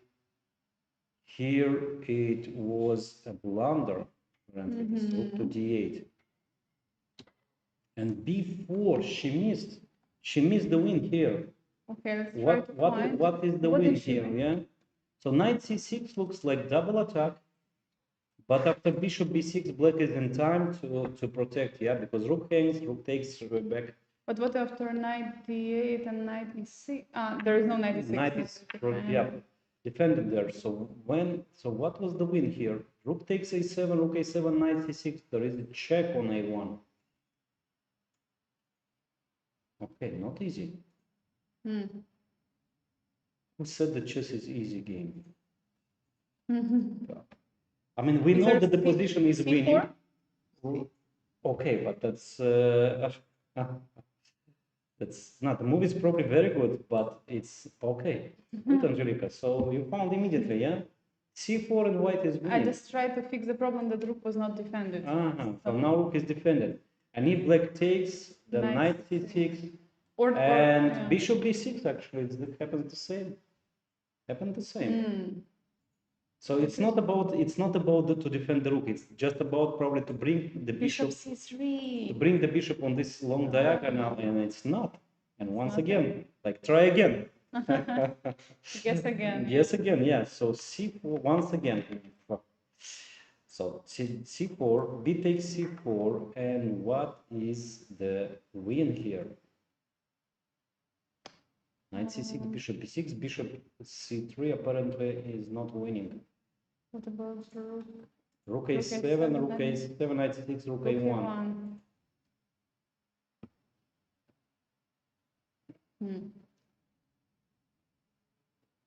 Bishop e3, just bishop takes e3.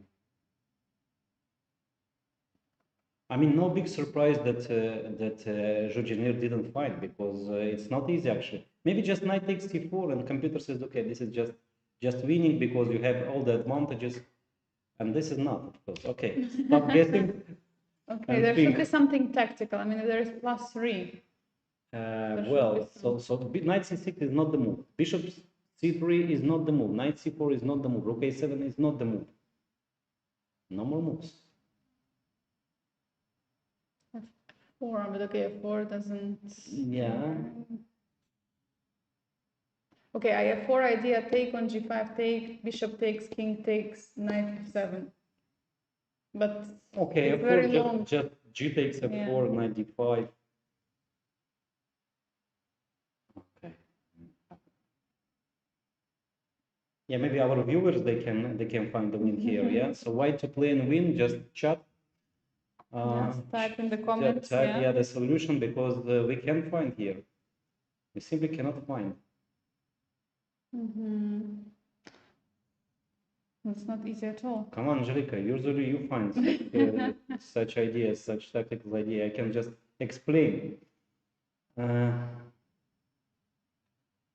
knight g4 check. Maybe first, but knight g4, king f7. And why this c4 was important? It's clear. It is clear that bishop on c3, yeah, should be the move. Yes. So what was the problem bishop c3? Rook d1? No. What was the problem of bishop c3? I don't remember.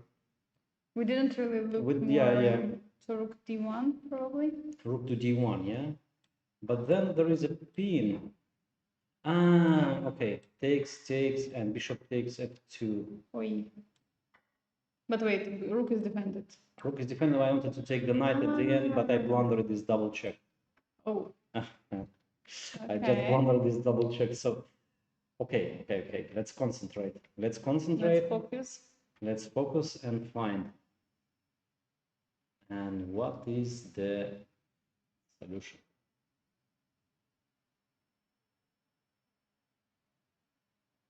F4, H4. I don't see anything. No, there's not. Knight c6, bishop b6, yeah. For some reason, that one is not winning.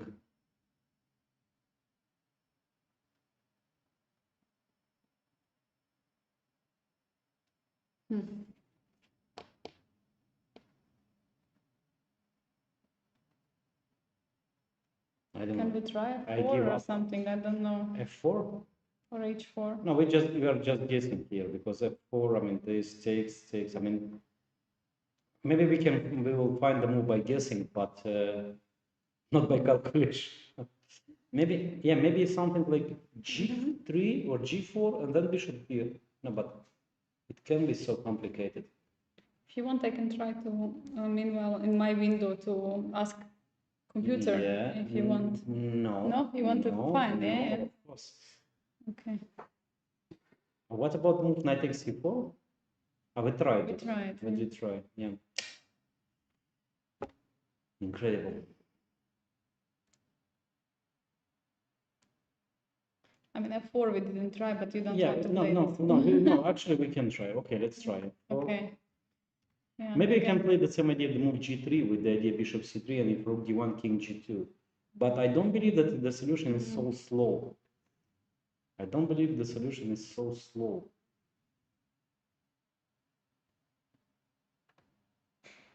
So knight c6, once again, the problem was bishop b6, yeah? Bishop c3 check. I know, king f7, then rook knight d8 checks. King g6 on the move. And everything is protected.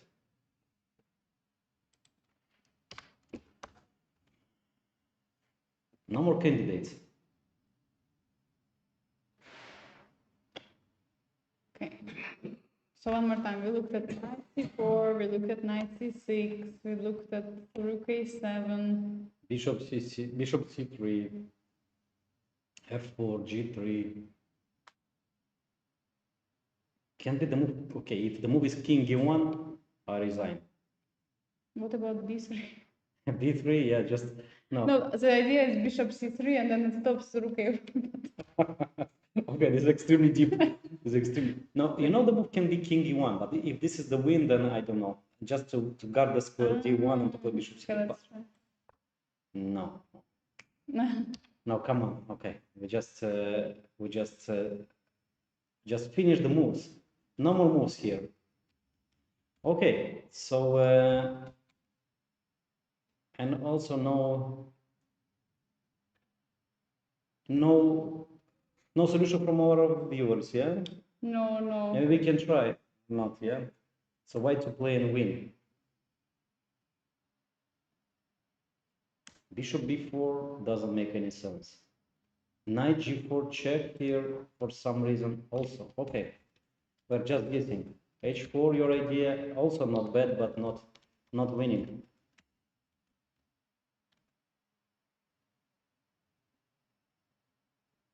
G3 with retry.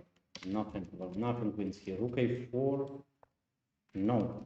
All equal. So it's probably only move here, only solution. Only solution that we cannot find. Bishop e3. Then just bishop takes e3. No. And then rook a8. Take by anything. No. It's winning material, yeah? It's winning material. So b4, let's try your rook. Okay. Okay. No. Okay, b3. Same Yeah. story, Charles. What is going on? Okay, so it's the moves are finished actually. No more moves in this position. Okay, 7, knight c7, knight d7, knight c6, knight c4, knight f3. No. It's crazy.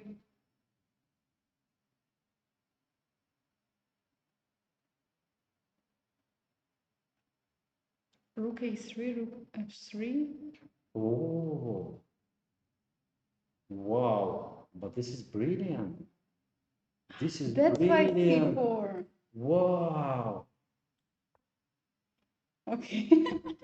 Big respect. Wow! This is amazing. Rook a3, and you change the side of that. Rook a3, rook f3, and then bishop b4. Okay, That's fine. really brilliant. Congratulations. Okay, so now I know who should play in the Superstars tournament. Wow, this is the okay. Okay, we played c4 with a different idea, Yeah. but I will include this position in my database for solving. No, this is really beautiful. Yeah, c4, bc4, rook a3 with rook f3. But it's so hard. it It's is so very hard. difficult. Yeah. You have to see this rook a3, rook f3 first. And Okay. wow, of course it's understandable why Janeir missed it. I Yeah. mean, she's still human. So Yeah. Is she?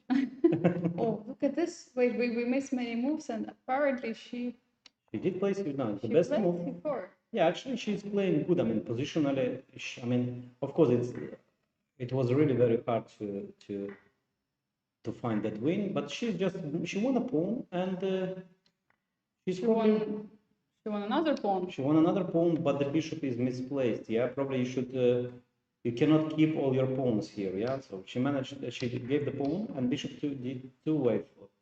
But why not bishop d2? This looks like a Wait a second, what is going on after rook e4? Ah, no, rook c1. Oh, I No, was so rook c1 scared check, because yeah. rook c1, king e2, knight c3. And what was the move here? Probably b5. Just White. going forward. Yeah, I think just white can push b5, or maybe rook to b2, by the way. Rook to b2, rook is yes, behind the supporting. fast pawn, and then it just push. And also the bishop comes back, and then king to e2, d3, c4. It makes a lot of sense. Yeah, so this is probably the moment where she missed the clear win. h3 and rook h8, yeah? So Oh, now not so material much is getting material. very Yeah, limited. exactly. So it's about material. It's about material. Oh. She probably missed another win. She missed another win today. Oh, this is tough. Yeah. Yeah, but what to do? I mean, these things happen. Of course, it's but it shows how much she deserves. And meanwhile, we have a result, by the way. Yeah, by the on board too. Surprising result. Zemlansky is silent because it looks like around here the position is just Winning for white. Bishop a3, okay, everything hangs. I mean, nothing is clear what's going on here. Rook c3, king to b8. Okay, looks like everything hangs, and you just play the move like king b8, knight e6, queen c8. Here, don't sacrifice the. Knight takes d8, Oh. rook g2. So Sullean sacrificed both rooks, Both rooks. and now it's a perpetual. So there is no king e1 because queen h1 checkmate, and we saw this checkmate. Wow. No, Okay, okay, escaping, I mean, by sacrificing two rooks.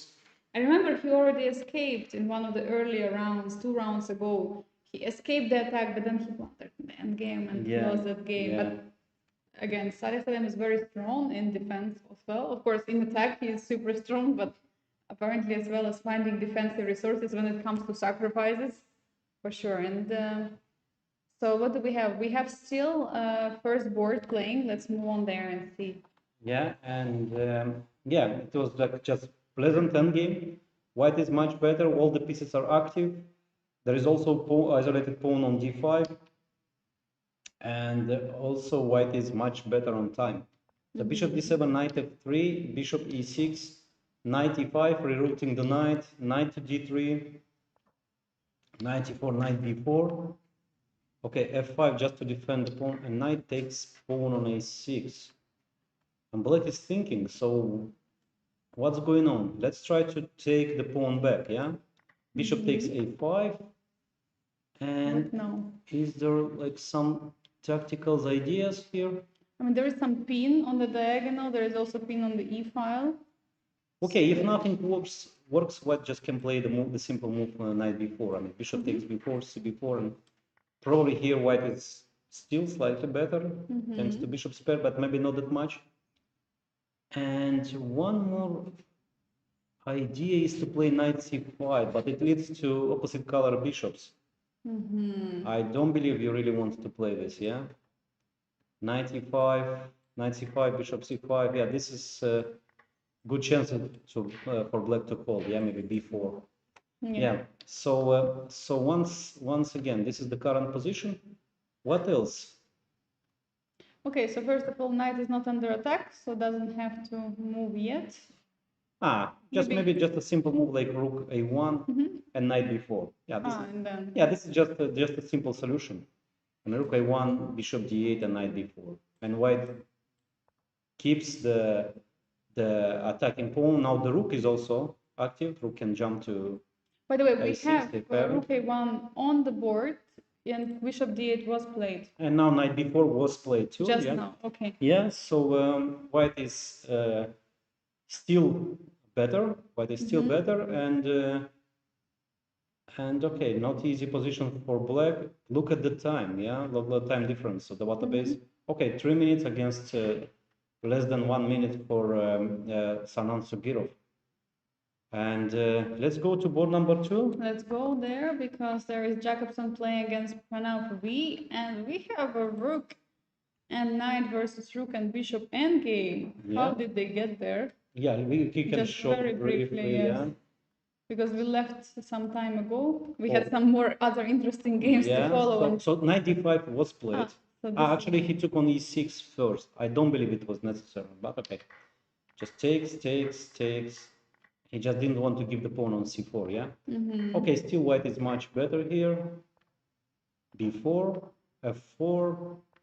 Apparently white is playing very strong here, yeah? And e5, yeah? Breaking black structure.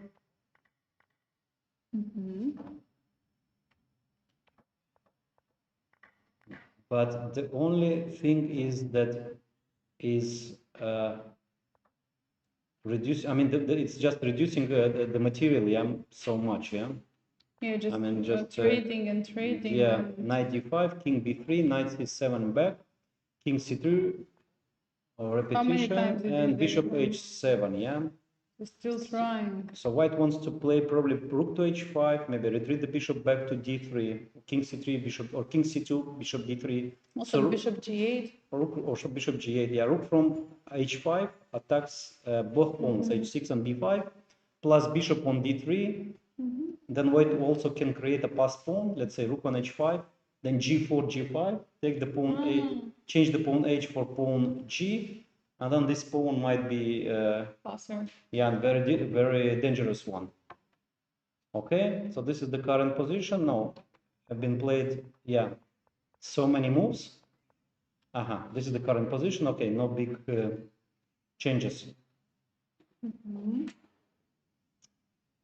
Okay, so what else do we have? Maybe we can go to Masters tournament. Let's go there. Let's go to the Because Masters. look at the position here. I mean, black is, yeah, this is the game 𝐒𝐡𝐤𝐬, Hardaway, Bruinton, yeah? Yeah. If you click on the analysis, just so you have the evaluation bar. Yes. Just, And okay. let's go from the beginning just briefly. Okay, what was that opening? C5, C3, okay. So it's reverse Slav. No, just they play now, it's exchange Slav, yeah. Yeah. It's just exchange Slav, and okay. So if black doesn't play Slav, then white can Yeah, play yeah, it and exactly. get. Okay, it looks like it's a calm position. And Queen D6 here, look at this move. Can you expect such a move? Wow. Just like, it looks like absolutely normal position. Okay. Nothing And here, different. like, Boom. oof. Okay, rook D6, rook C7, Queen D8. So white sacrificed the pawn. Queen D7, Bishop C6. And now white is forced to give the rook for the bishop, but still, yeah, probably white is playing for a win here because the pawn on d7 is too strong. Yes. Apparently. King is coming. Yeah, and also we shouldn't forget that the queen is a queen. The queen is the queen of the board. Yeah, the queen is the queen of the board, and actually, yeah, exactly what happened. The king is now defending the pawn, and defending the c5, promotion. defending the promotion, yeah, and this is the position, yeah. Queen to b2, and one more, yeah, this is actually the important moment. Why? White cannot take on c5 because queen d5 check. I think white missed this moment, yeah. So king to d2, and after c5, no time. There is no time to take on c5. So bishop d3. And this is the current position, and now probably take on queen d4 or queen d4 and c4. I believe it's just very simple. Check. King e2 and c4, and game is over. The game is over. Key bishop c2. And if c3, then bishop d3 back, yeah? And we need the queen to d2. How do we do this? Let's say, yeah, simple. c3, bishop d3, check, and queen e3 next move, and checkmates, promotion, pieces hanging. Queen d4, by the way, was played. King e2 was played. Yeah. So this is the current position. We Yes. might see c4, and he's reaching for c4 now, I think. He's reaching, you see, like he's reaching for c4, but not yet playing. Yeah, he plays c4. Okay, it's quite simple, yeah. So c4, bishop c2, c3, and queen e5 and queen e3, and the game is over. Game is over. Is there king f2 after queen e5? So let's try. Bishop c2, c3, bishop c3, and king f2. And what about this check? No, king f2. I'm sorry, king f2. Maybe there was something. And queen to g5, for instance. I don't know. Anyway, black reaches the square d2. Okay. From different angles. yeah. So it's a game over. It's game over. And now a6, for example. So c4 was played. Yeah, let's stay on this position. Yeah. So c3, bishop d3 check. King bishop f2. c2 was played, by the way. Queen g5, a6, queen d2 check, bishop e2, c2. Okay, c2 apparently is a big mistake. Look, it's not so simple. So after c2, a7. Yeah, that's what I was trying to create a counter. By the way, this is checkmate. Look, this is big mistake, and after white promotes with check. You have to take with the king. You have to take with the king, and after a8, white is just winning. So wow, you have to be careful. The queen c2 is now on the board. Till the end, yeah, it's not so simple. So after a6, queen d2, bishop e2, c2 is not winning. So probably check on d4 is important intermezzo. And if king f3, now c2, and there is no a7 because queen d5 check. Oh, And if you go with the king to f1, then c2 comes with tempo. tempo, yeah. And if king to g2, Then Then- C2 A7 again. c2 a7, but it's c2 a7, yeah. Because there is no queen E4. Yeah, so still Queen E3, no, oh, queen e4 check, bishop F3. bishop f3, and it's not easy again. Okay, queen, what about queen E3? Queen e3, bishop f3, c2 a7. Another game, yeah, another queen d5. What about queen D2? Pinning the bishop. Pinning the bishop, yeah, that was very important because if king f3, no square Then f3 queen for the D4. bishop, Queen then D5, c2, sorry. a7, queen d5. If king f1 then comes with check. If king f2, the bishop is under pin. And King F2 c2, a7, still draw. again. What is this? What's going on? So probably, actually we had this position. We had this position. So queen d2 is just not winning because king f2, and you have to play again. So what is the move? Queen d5, no, queen d5 is the win. And there is no bishop f3 because queen a2 check. Very And nice. yeah, this is a geometrical idea, yeah. We So- had so many of this today. Yeah. Queen B1, this idea. Yeah, exactly. And we have moves on the board. Okay, not yet, but they played something. So I believe, yes, C3 was played. C3 was played. Yeah, probably we will see this, but I'm Yeah. not sure that that it is so easy to find for black, especially with 2 minutes on the clock only. So Yeah, so for a moment now, Sivuk is taken. So let's go back to the superstars because on the board one, there is big developments. If we also switch on the evaluation bar, then we can course. see. Oh, yeah, so here after rook a1, so Rook A1 was played. bishop d8, knight b4, black took the pawn on g4, and knight to d2. Yeah, bishop takes pawn. Apparently white is pawn up, but One pawn. yeah, but after check and king f7, okay, king to f3. Yeah, don't forget to bring your king. This is one of the most important rules in the endgame. F5, Wow. Two passers for white, one passer for black. and king cannot approach to the center. I mean, h4 check, King has to go back.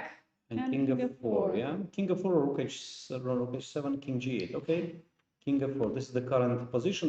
There is no h3 because rook h7. The pawn is just lost. And with rook c2, there should be some rook, Rook a8, a8 probably. Yeah, at rook least. a8, And then king, f6, f7. and then f6. Okay, we can show this variation to our viewers. So rook c2 or rook a8, king e8, and just the move f7, f6 with the threat to play f7. Or there was, no, there was not.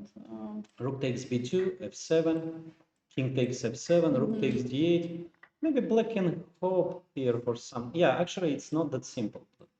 h2, and black will push another pawn, And another pawn. and then yeah. So still you need to. Show some technique. So, yeah. and rook c2 was played. Oh, okay. We might see rook a8. Rook a8 looks very logical. You Yeah. pin the king to a bishop. By the way, if you start with f6, probably the same. Yeah, no big difference. Yeah. And what about if I don't want to give you the pawn, and I play b4, then h3, yeah, and h2. Yeah. But Yeah, then black is in time to. But to wait a defend the second. pawn. After there is also rook h7 threat, rook h8, by the way. Let's try. Rook h7, but king g8. And now rook to d7, and the bishop is trapped. Okay, not trapped, Ooh, almost. but if, well, yeah, bishop, actually the bishop is trapped.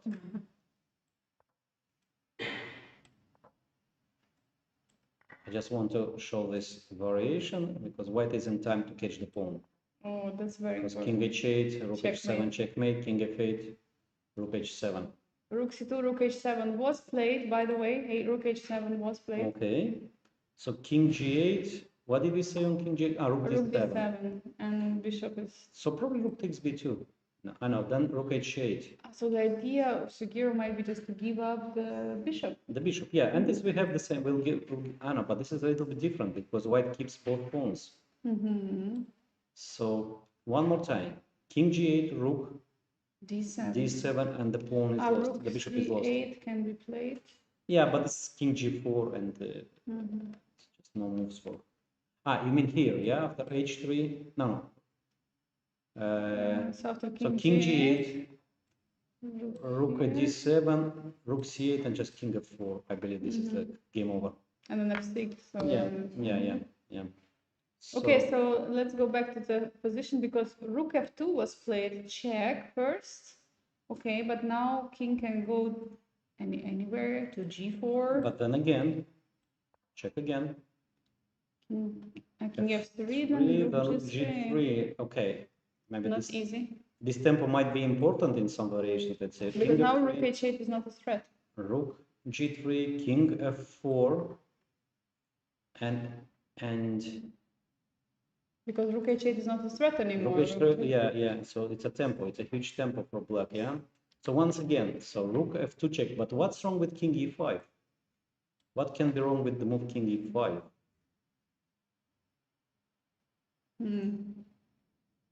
Not easy to say. Maybe bishop g5. Maybe bishop g5. Apparently not, yeah. So once again, maybe check. Or rook takes b2. No, rook h8 check. Wait a second. It can be. So check first, and then king f4, and probably then white managed to. So, in this moment, black can save the game, yeah. So with bishop g5, you don't. King g8 is the move here. Now I got it. No. And after rook d7, bishop g5. Now bishop escapes because king is not on f4. King is not on 4, yeah, and this pawn is is marching very fast. Okay, king g4, by the way, was played. So yeah. Now rook g2 is expected. And by the way, look at the clock. So I suggest we keep on the live position because Sugiro has only 20 seconds. Yeah, also rook g2 check. Looks like a forcing move. Okay, what else? Yeah, otherwise the bishop is just lost. Can black play this? I don't know. H3. I think let's maybe just see look at them. H3, and if king takes H3, then rook f5, rook H8. Yeah. Okay, look, rook G2 is played. King F3. Yes. So king now F3. rook G3 is on the board as well. Okay. So this is the line how we were analyzing it, and king E4. Triangle, yeah. Triangulation. So now the pawn on B2 is not under attack. Now it's such an improved position already, but and also rook h8. But even if you play rook g8, I mean, isn't it lost endgame? I believe still rook h8 is a threat. Yeah, but well, I think now white just can play like something like king e5, king e6, and f6, and king g8. But now rook d7 is not threatening the bishop. Is threatening the bishop, and if bishop g5, f6, and this I believe is just game over. The threat is king g5, king f5. The threat is rook g7. The threat might be also knight e7 check. By the way, we have a result on the board too. There was a draw, Jacobson against Pranav. There was a draw. Yeah, so white was trying, but black was just defending very carefully. Okay, let's go back to board 1. And king g8 was played, and now rook d7. Yeah, we're expecting the move rook d7, and probably white wins. Rook d7 one more time. Bishop cannot go to the a5. There is b4. The bishop is forced to go to g5. To g5, and then after move f6, h3. Okay, let's just let's make like a small demonstration. And rook g8. Oh, I was thinking that no. This is rook g7 is not winning here. f7, f7 and knight f4. No, knight f4, bishop. Hang on. We have rook d7 on the board, and bishop g5 is as well just F6. played, and now f6 played. h3, and what is the win here? The rook is misplaced on g3. There is this check, and king cannot come to f7 or 7 because knight f5. Yeah, this is okay. It's everything actually happens with everything is about small tactique. Yeah. So king h8. By the way, look at this beautiful checkmate. King g6. Oh, knight g6, king g8, and rook g7. Very beautiful, very nice. And so Sugiura was taking time now, 1 minute on the clock. It's right after move f6. Now this is the current position. yeah, Exactly here. Will he play h3? Because what else can you try? I mean, that's the only try you have in the yeah, position. probably he saw the trick. Yeah, he saw the trick that after h3, knight e7 is winning. But what else he can try? What else? I mean, okay, maybe a move like bishop h6 here. Okay, bishop h6, by the way, is possible. It's a knight e7 check, king f7, and still the same win, yeah, knight f5. And if king h8, then probably so many winning continuations here. Let's say king f5 might be. No, king f5 is not. Wow. So rook d8, king h7. Oh no, knight f5 wins. Yeah, it's just double attack. Yeah, so no way for black. And he did play the move bishop h6, by the way. Bishop h6. Bishop h6, and now knight e7 wins. Knight e7 wins, and after king h8, knight f5. It's a game over. Everything hangs. Rook, pawn, bishop. It's not possible to cover everything. So, yeah, let's go to black position with bishop h6 just been played. We see Amin Tabatabai is trying to figure out what is the best winning resource. And Sugiura, of course, he's understanding that this is coming to an end. But of course, it's always important to have a faith and still try to keep going. And I suggest we stay for this game because it might finish very soon. We still have a game of Janeir. We will go there a bit later, but maybe meanwhile we can read out the results which were played. Actually, it happened. Knight e7, king f8, king f8 was played, and knight f5. Yeah, knight f5. Knight f5, and everything is under attack. Knight All f5 black is on the pieces. board. Yeah, and probably we'll see resignation soon. I don't believe that black can. And on board 7, we have a win of Jose Martinez. Oh, He won the game. he lost yesterday, now he's winning, he's striking back, very important. Yeah, exactly. He managed to beat Gleb Dudin from Hungary, knight f5, and yeah, the game is over. And probably Sugiura will resign. Okay, rook g4 check, he can try. Last trick, yeah, if king f3, rook f4, and black wins the game. But of course, it's just a dream, yeah. So king e5, bishop f4, king e6, and it's just checkmate. Just checkmate. So knight f5, and Sugiura made a move. I can't see. Rook g4 check, king e5. Yeah, all. Everything and Yeah, everything. okay, bishop f4 and king e6 and king e6, and you cannot give the check on e4 because the bishop just stands. Yeah, this is game over. I don't know. Black maybe can try the move h3, like a last chance here. Yeah, h3, but there is a move knight takes h6, h2, and rook d8 checkmate. Okay, just very beautiful. Okay, bishop g5 was played. So now wait a second. Rook d8, king f7, knight d6, king g6, rook g8. And there is even f7, f8. Okay, let's try. So rook d8, king f7, knight d6, king g6. Do we give check on g8? Yeah. Yeah, probably just include the check. Check. And f7. And king somewhere, h7, and then f7. And bishop e7 or rook is hanging. Okay, knight d6, by the way, was played. Let's go back to the live position. And knight d6 checkmate threat right now is there. And if king moves, then there will be f7 or first check. Wait, what is going to be a check? Check king h7. You can play I can play f7 actually. You can, yeah, you can get the queen. Yeah. Well, by the way, also move like king f5 might be. considered here. It is possible, yes, Yeah. definitely. Okay, once again, so king e5, knight d6, king g8 is played, and king f5, yeah? King f5, f7, rook d8, I mean, it's taking time. By the way, we have a result on the board 3. Janeir played a draw against Andrew Hong. Yeah, what a game by Janeir. She was yeah. trying like a beast to win the game, but unfortunately it was a draw. But of course, I mean, one more time, didn't lose a single game. Yeah, which is amazing. Actually, she missed couple of games. Yeah, even today, I mean, this beautiful c4 and rook a3, which was hard to find. But anyway, I mean, so strong play, so strong. Okay, so what is the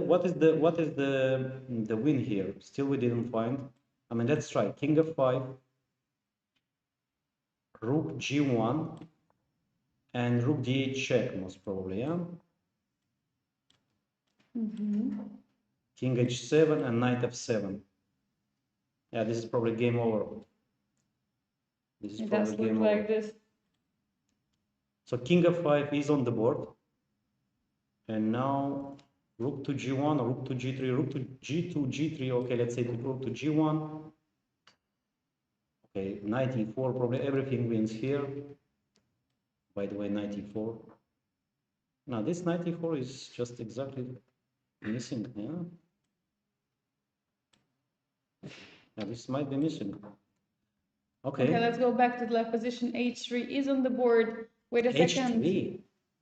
Okay, the rook is hanging, but there is going to be h2, and this is what is happening. And probably here, rook e8. Rook g7 wins.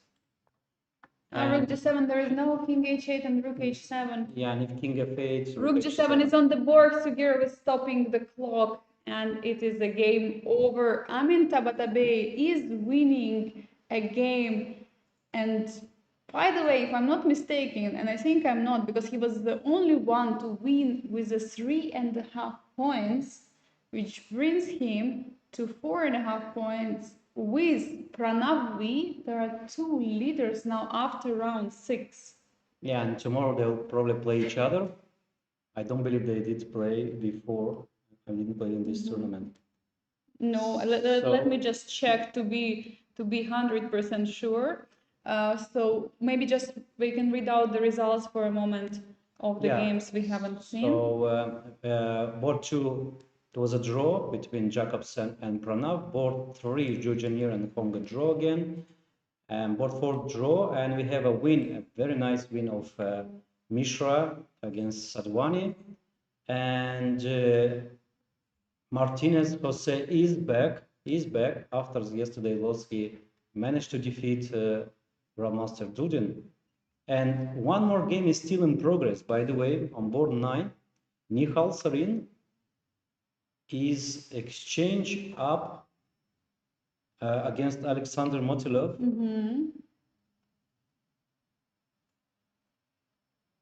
So both players are on seconds. Rook a1 check. King both players are e2. playing. So knight c4 probably is just losing after rook takes a6. Rook takes e6, okay?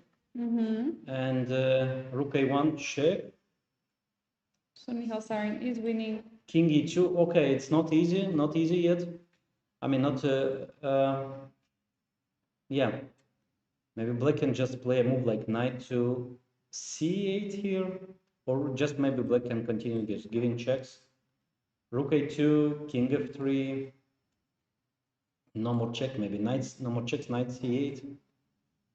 f5. Bishop to d7. Rook c5 check. Yeah, probably white is winning on this position. Still, you need to play to find all the moves here. Yeah. So I just checked, and it appeared that 𝐸𝐸 played against Pranesh M, but not against Pranav V. Okay. So we're going to have a battle between 2 leaders tomorrow at the round 7.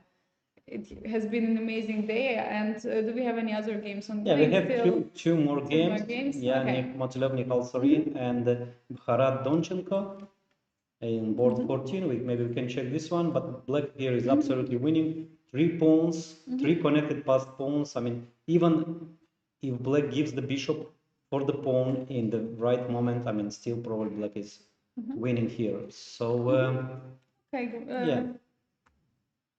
So This yeah, is the only game. I think whether that. I think since it's not so important for the leaders standings, of course it's a game of the top seeded Michal Sarin, who is trying his best to win the game after game to get back at the leaderboard. We're having already our 2 leaders, and all the rest games were draws. And also, by the way, Abhimanyu Mishra, with his victory, he's also coming closer to the top. Jose Martinez, also after losing, stepping down yesterday, now he's bouncing back. So anything is changing so rapidly here at the Fujairah Global Chess Championship, the first edition of it. Viorel, what are your impressions from today? Wow, another, let's say, fighting day on all the boards. So Amin Tabatabai is continuing his great performance. And even yesterday, yeah, when he was in kind of worse situation, but still he was the side was trying to complicate the position. Even, I mean, sometimes even taking too much risk. And he is the leader. He is the leader, actually. This is the way how to win the tournament. Yeah, sometimes you take the risk. Yeah, and you will get rewarded. This is very simple. Let's not forget about it. He started with a loss in the first round against Motilov. Yeah. Do you remember this? Of course, I do. I do remember. And Motilov was 2 out of 2. But now I think he will lose another game. So it is, of course, important to start well the tournament. Yeah, but anyway, this is not the end. Yeah, this is not the end, especially in such a strong event like Fujairah Global Chess Tournament. Yeah, because no easy games. You cannot make a quick draw. I mean, even if you try, your opponent might say, "Okay, no, sorry, I came here to win the tournament." So this is the case of Amin Tabatabai. I mean, he's just rewarded for his strong and risky play. Vini vidi vici, yeah? Yeah, exactly, exactly. So yeah, dear viewers, thank you so much for watching the broadcast, but it's not the end because we have a surprise for you. Since there was one great game played today by Abhimanyu Mishra and he won, we have prepared a very nice interview for you. Niklesh did this interview, so we're not saying goodbye because there's still going to be interview, but tomorrow at 5 p.m. local time, we will continue with round 7 already. So we'll have 3 more rounds to go. And it means every round will be super important for the leaderboard. Who is going to be the first? We will find out in the next round. So we are going to see you here tomorrow at 5 p.m. local time. See you tomorrow. Good night.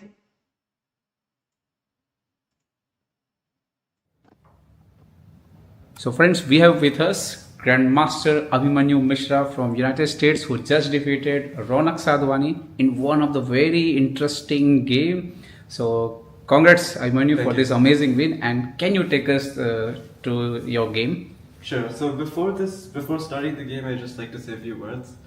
I've been training on this aspect of the game, this calculation, this brutal dogfight for the past 6 months to 1 year, and even though my rating has been going up and down, it's finally a chance I'm able to show my true potential in a very fighting game like this. So okay, I played this Bishop G5 Italian. Now the thing with Bishop G5 Italian is that this has its upsides and its downsides. The main thing is, okay, you provoke H6 G5. This means that Black's king will be less safe on the king side. It's also, let's say, D4 will come with more effect as you're attacking the E5 pawn with 1 more piece. But the downside is that your bishop on G3 can always be very misplaced.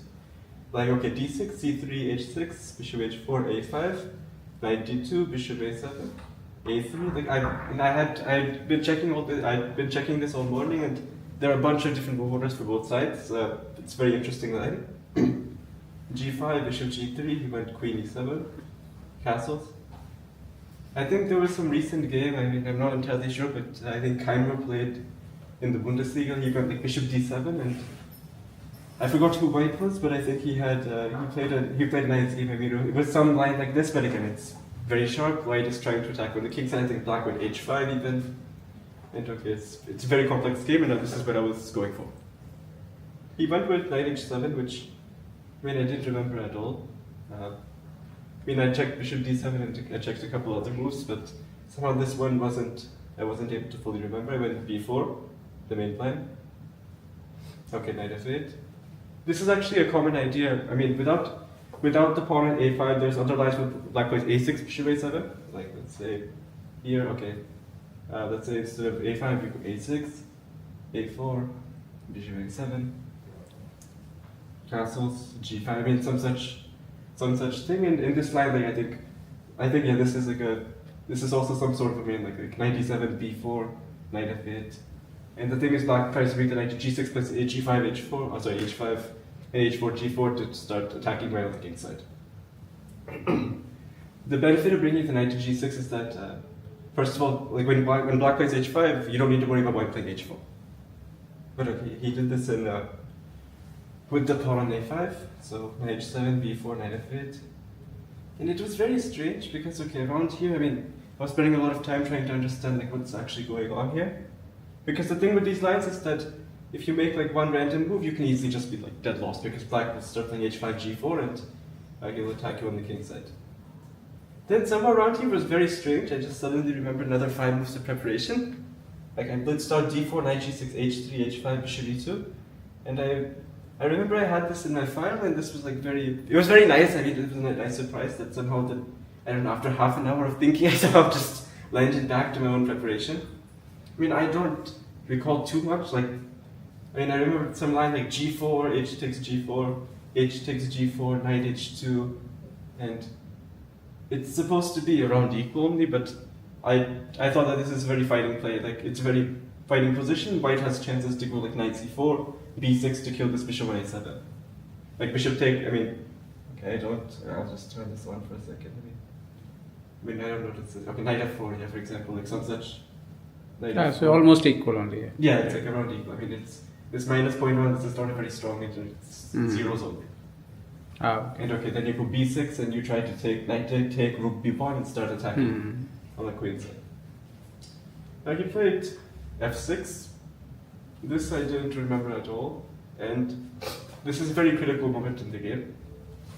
I'm not sure if what I did was actually fully correct. I mean, knight c4 is also a very valid move, and this is what I wasn't sure whether I should go knight c4, knight e1. Because the same idea with knight c4 is you have ideas of b6, and you can also go to d3 to use these two squares. But what I wasn't sure about was that he goes knight e6, let's say go knight e3, and he puts this knight on f4. Because, okay, he still has this ideas of going, let's say, g4, and if I go knight f5, I mean, I wasn't so afraid about bishop takes f5 here, but I wasn't sure about what would happen about queen f7. I mean, maybe white is somehow better here, but again, yes, g4 coming next, and I wasn't sure what to do. Okay, let's say bishop takes f4, knight takes f4, and okay, it's quite complex, and yeah, I mean, I'm not really sure about what white's plan should be here. I mean, the thing is actually knight f5, this is a very, I mean, the first thing I was calculating was whether bishop takes f5 works. But I saw like e takes f5, knight takes e2, queen takes e2, knight f4, bishop takes f4. Okay, now let's say you go g takes f4. But I felt this type of position should be better for white because the bishop on a7 is just permanently blunted by the pawn g4. Like I can go knight h4, and I just put this knight on g6, that means you'll never get to attack, and okay, I'll just keep playing forever. But yeah, this queen f7 was what was bothering me. So I decided to go knight e1. This meant that, okay, I'm attacking h5. Now, I'd seen g4 in advance, like, okay, because if he goes h4, bishop h2, this is a dream. My king is permanently safe, okay, now I'll just start. And I'm never really worried about e takes d4, because like my e takes d4 in some such position, I can go knight c4, d takes c3, and b6. Wow. And okay, now I sack up another pawn, and okay, takes, I take bishop takes d6, c3 pawn I'll win in the future too, and like black's position, I feel like black has to be close to lost here. He went g4, h4 to keep the king side close, f5. Instead of f5, I was wondering about knight e6, and I was wondering about how I should coordinate, because okay, black plays knight f4 again, and he has ideas at f5. But like, let's say if I go with knight c2, again, e takes d4, knight c4, b6, these ideas are always there. He goes knight f4. And now things, if I go knight e3, e takes d4, this time this pawn, I don't have knight c4 because this knight is hanging on e3. But okay, like knight f4, I mean the thing is, if I go knight c4, I was considering this as well, but now let's say it takes d4. And if I was wondering if I can, let's say, like, sack a pawn, like queen takes e4 and play like knight e3. Or even f3 for that matter, and just try, yeah, like maybe f3 is a bit stronger. But overall, it's like very complicated position, and okay. Black's king is still in the center, this is what I was like relying on, that, okay, if black's king is on b8 in this position, white can basically resign. Because you're kind of investing a lot on, like you're, so not f3, this is what am I saying? Right, sorry, naive. Now, okay, now you go like rook e1 next, and you start trying to harass the queen on e4, you move bishop f1 knight. And this is playable. Okay, I can also play like knight f4, I thought like rook e1 is another interesting move, so I'm preparing for the same ed4 stuff, and okay, I always keep options going knight e3, knight c4, and looks very interesting. He played f5, and I'd seen this, but I thought it didn't, I thought I should have something in this position after knight takes h4. Because okay, bishop takes f5 I saw, but bishop takes f5, again, like bishop d3. Well, like you would say, if I get some position like bishop takes d3, knight takes d3, this can easily just collapse for black. Like rook e1, d takes e5, so it's an option knight c4, b6. All of these ideas are in the air, and black still has not castled. He went knight takes h4, and this is a very critical moment of the game. Because if white doesn't find anything, he can just, again, be lost in two moves. Like if I play d takes e5, this he can just take knight takes f5. And now this bishop on a7 is a monster, and he starts playing h4, g3. My pieces are stuck in the back rank. And at first, I was wondering whether I should play like f6, queen f6, d e5, d e5. But the problem is, let's say, like if I go knight d3, he can even just play knight f7. Knight e4, queen e7, and the thing is, again, I need something very concrete, or I'll just get mated. After thinking for 15 minutes, I found b6.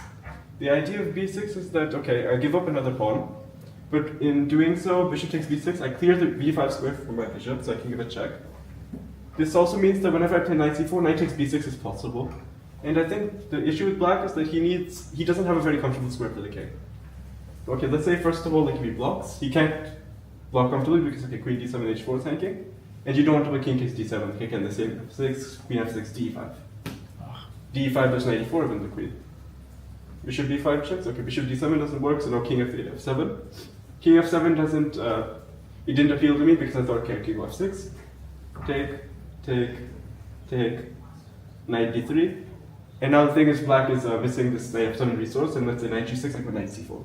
And now e5 is just very, very difficult to protect.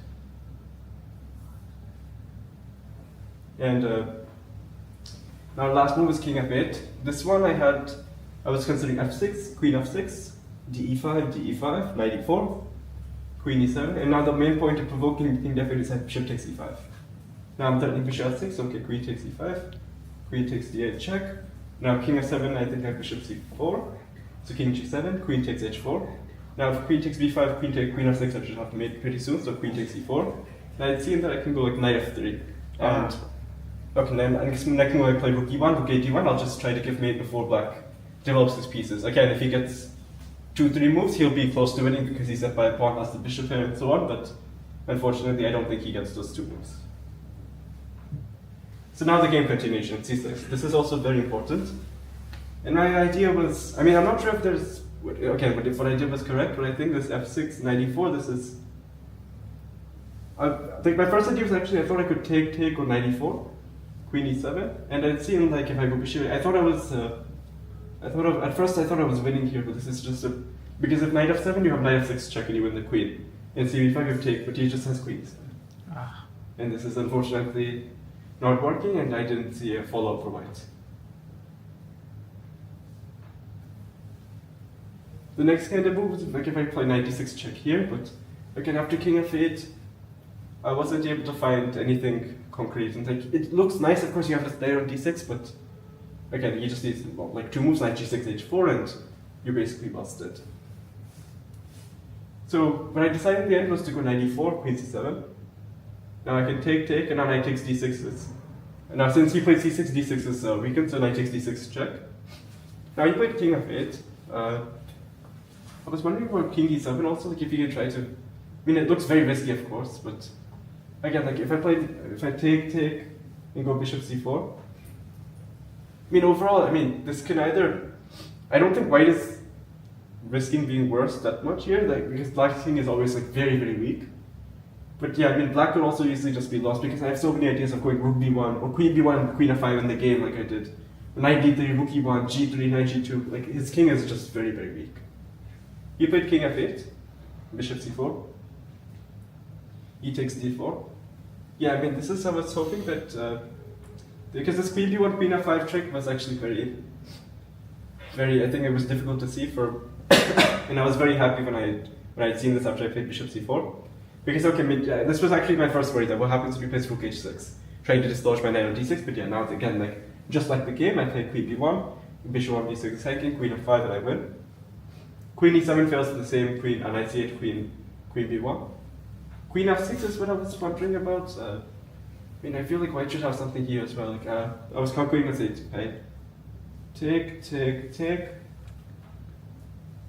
Knight c8, rook c8, queen d7. And now, okay, now I'm turning, if you go rook b8, I go knight d3, I bring another rook to e-bomb. So it's like queen c7. I get this check, and now knight goes to d3, queen g5. This is very, very dangerous. I mean, I thought I should be close to winning.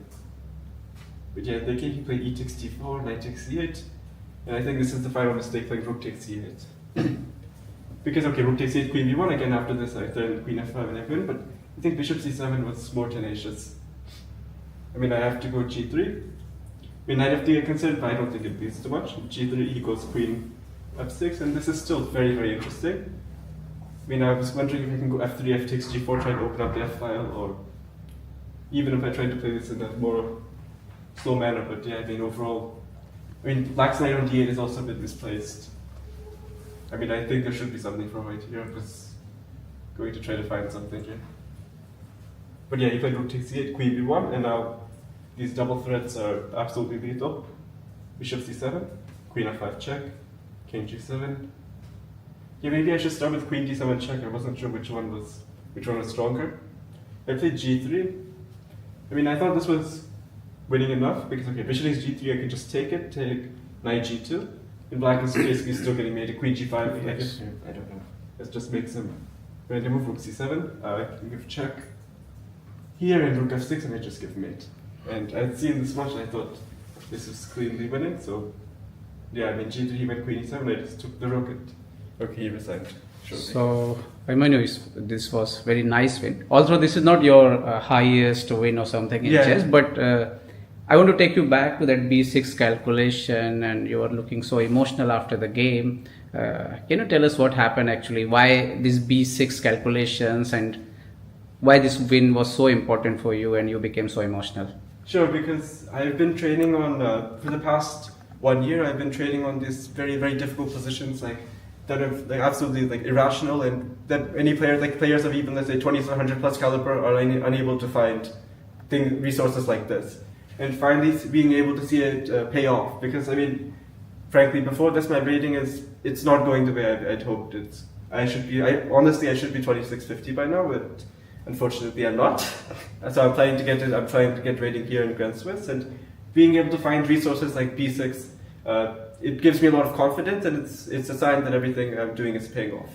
Also, in the same time, you're doing online schools. How much time you have to give for your online school, and is this? Are you happy with that? Working in schools, studying in school with training, or how you feel about it? Sure. I mean, as of now, summer is going on, so my school is stopped. It'll begin again in September. I usually have to give, let's say, like 30-40 hours a week to school. But overall, I love studying and learning new things. So it's not a bad thing to take my mind off chess at times. Okay. So thank you so much for talking to Chess India, and Thank you. wish you a very good luck for your upcoming rounds. Thank you. Thank you.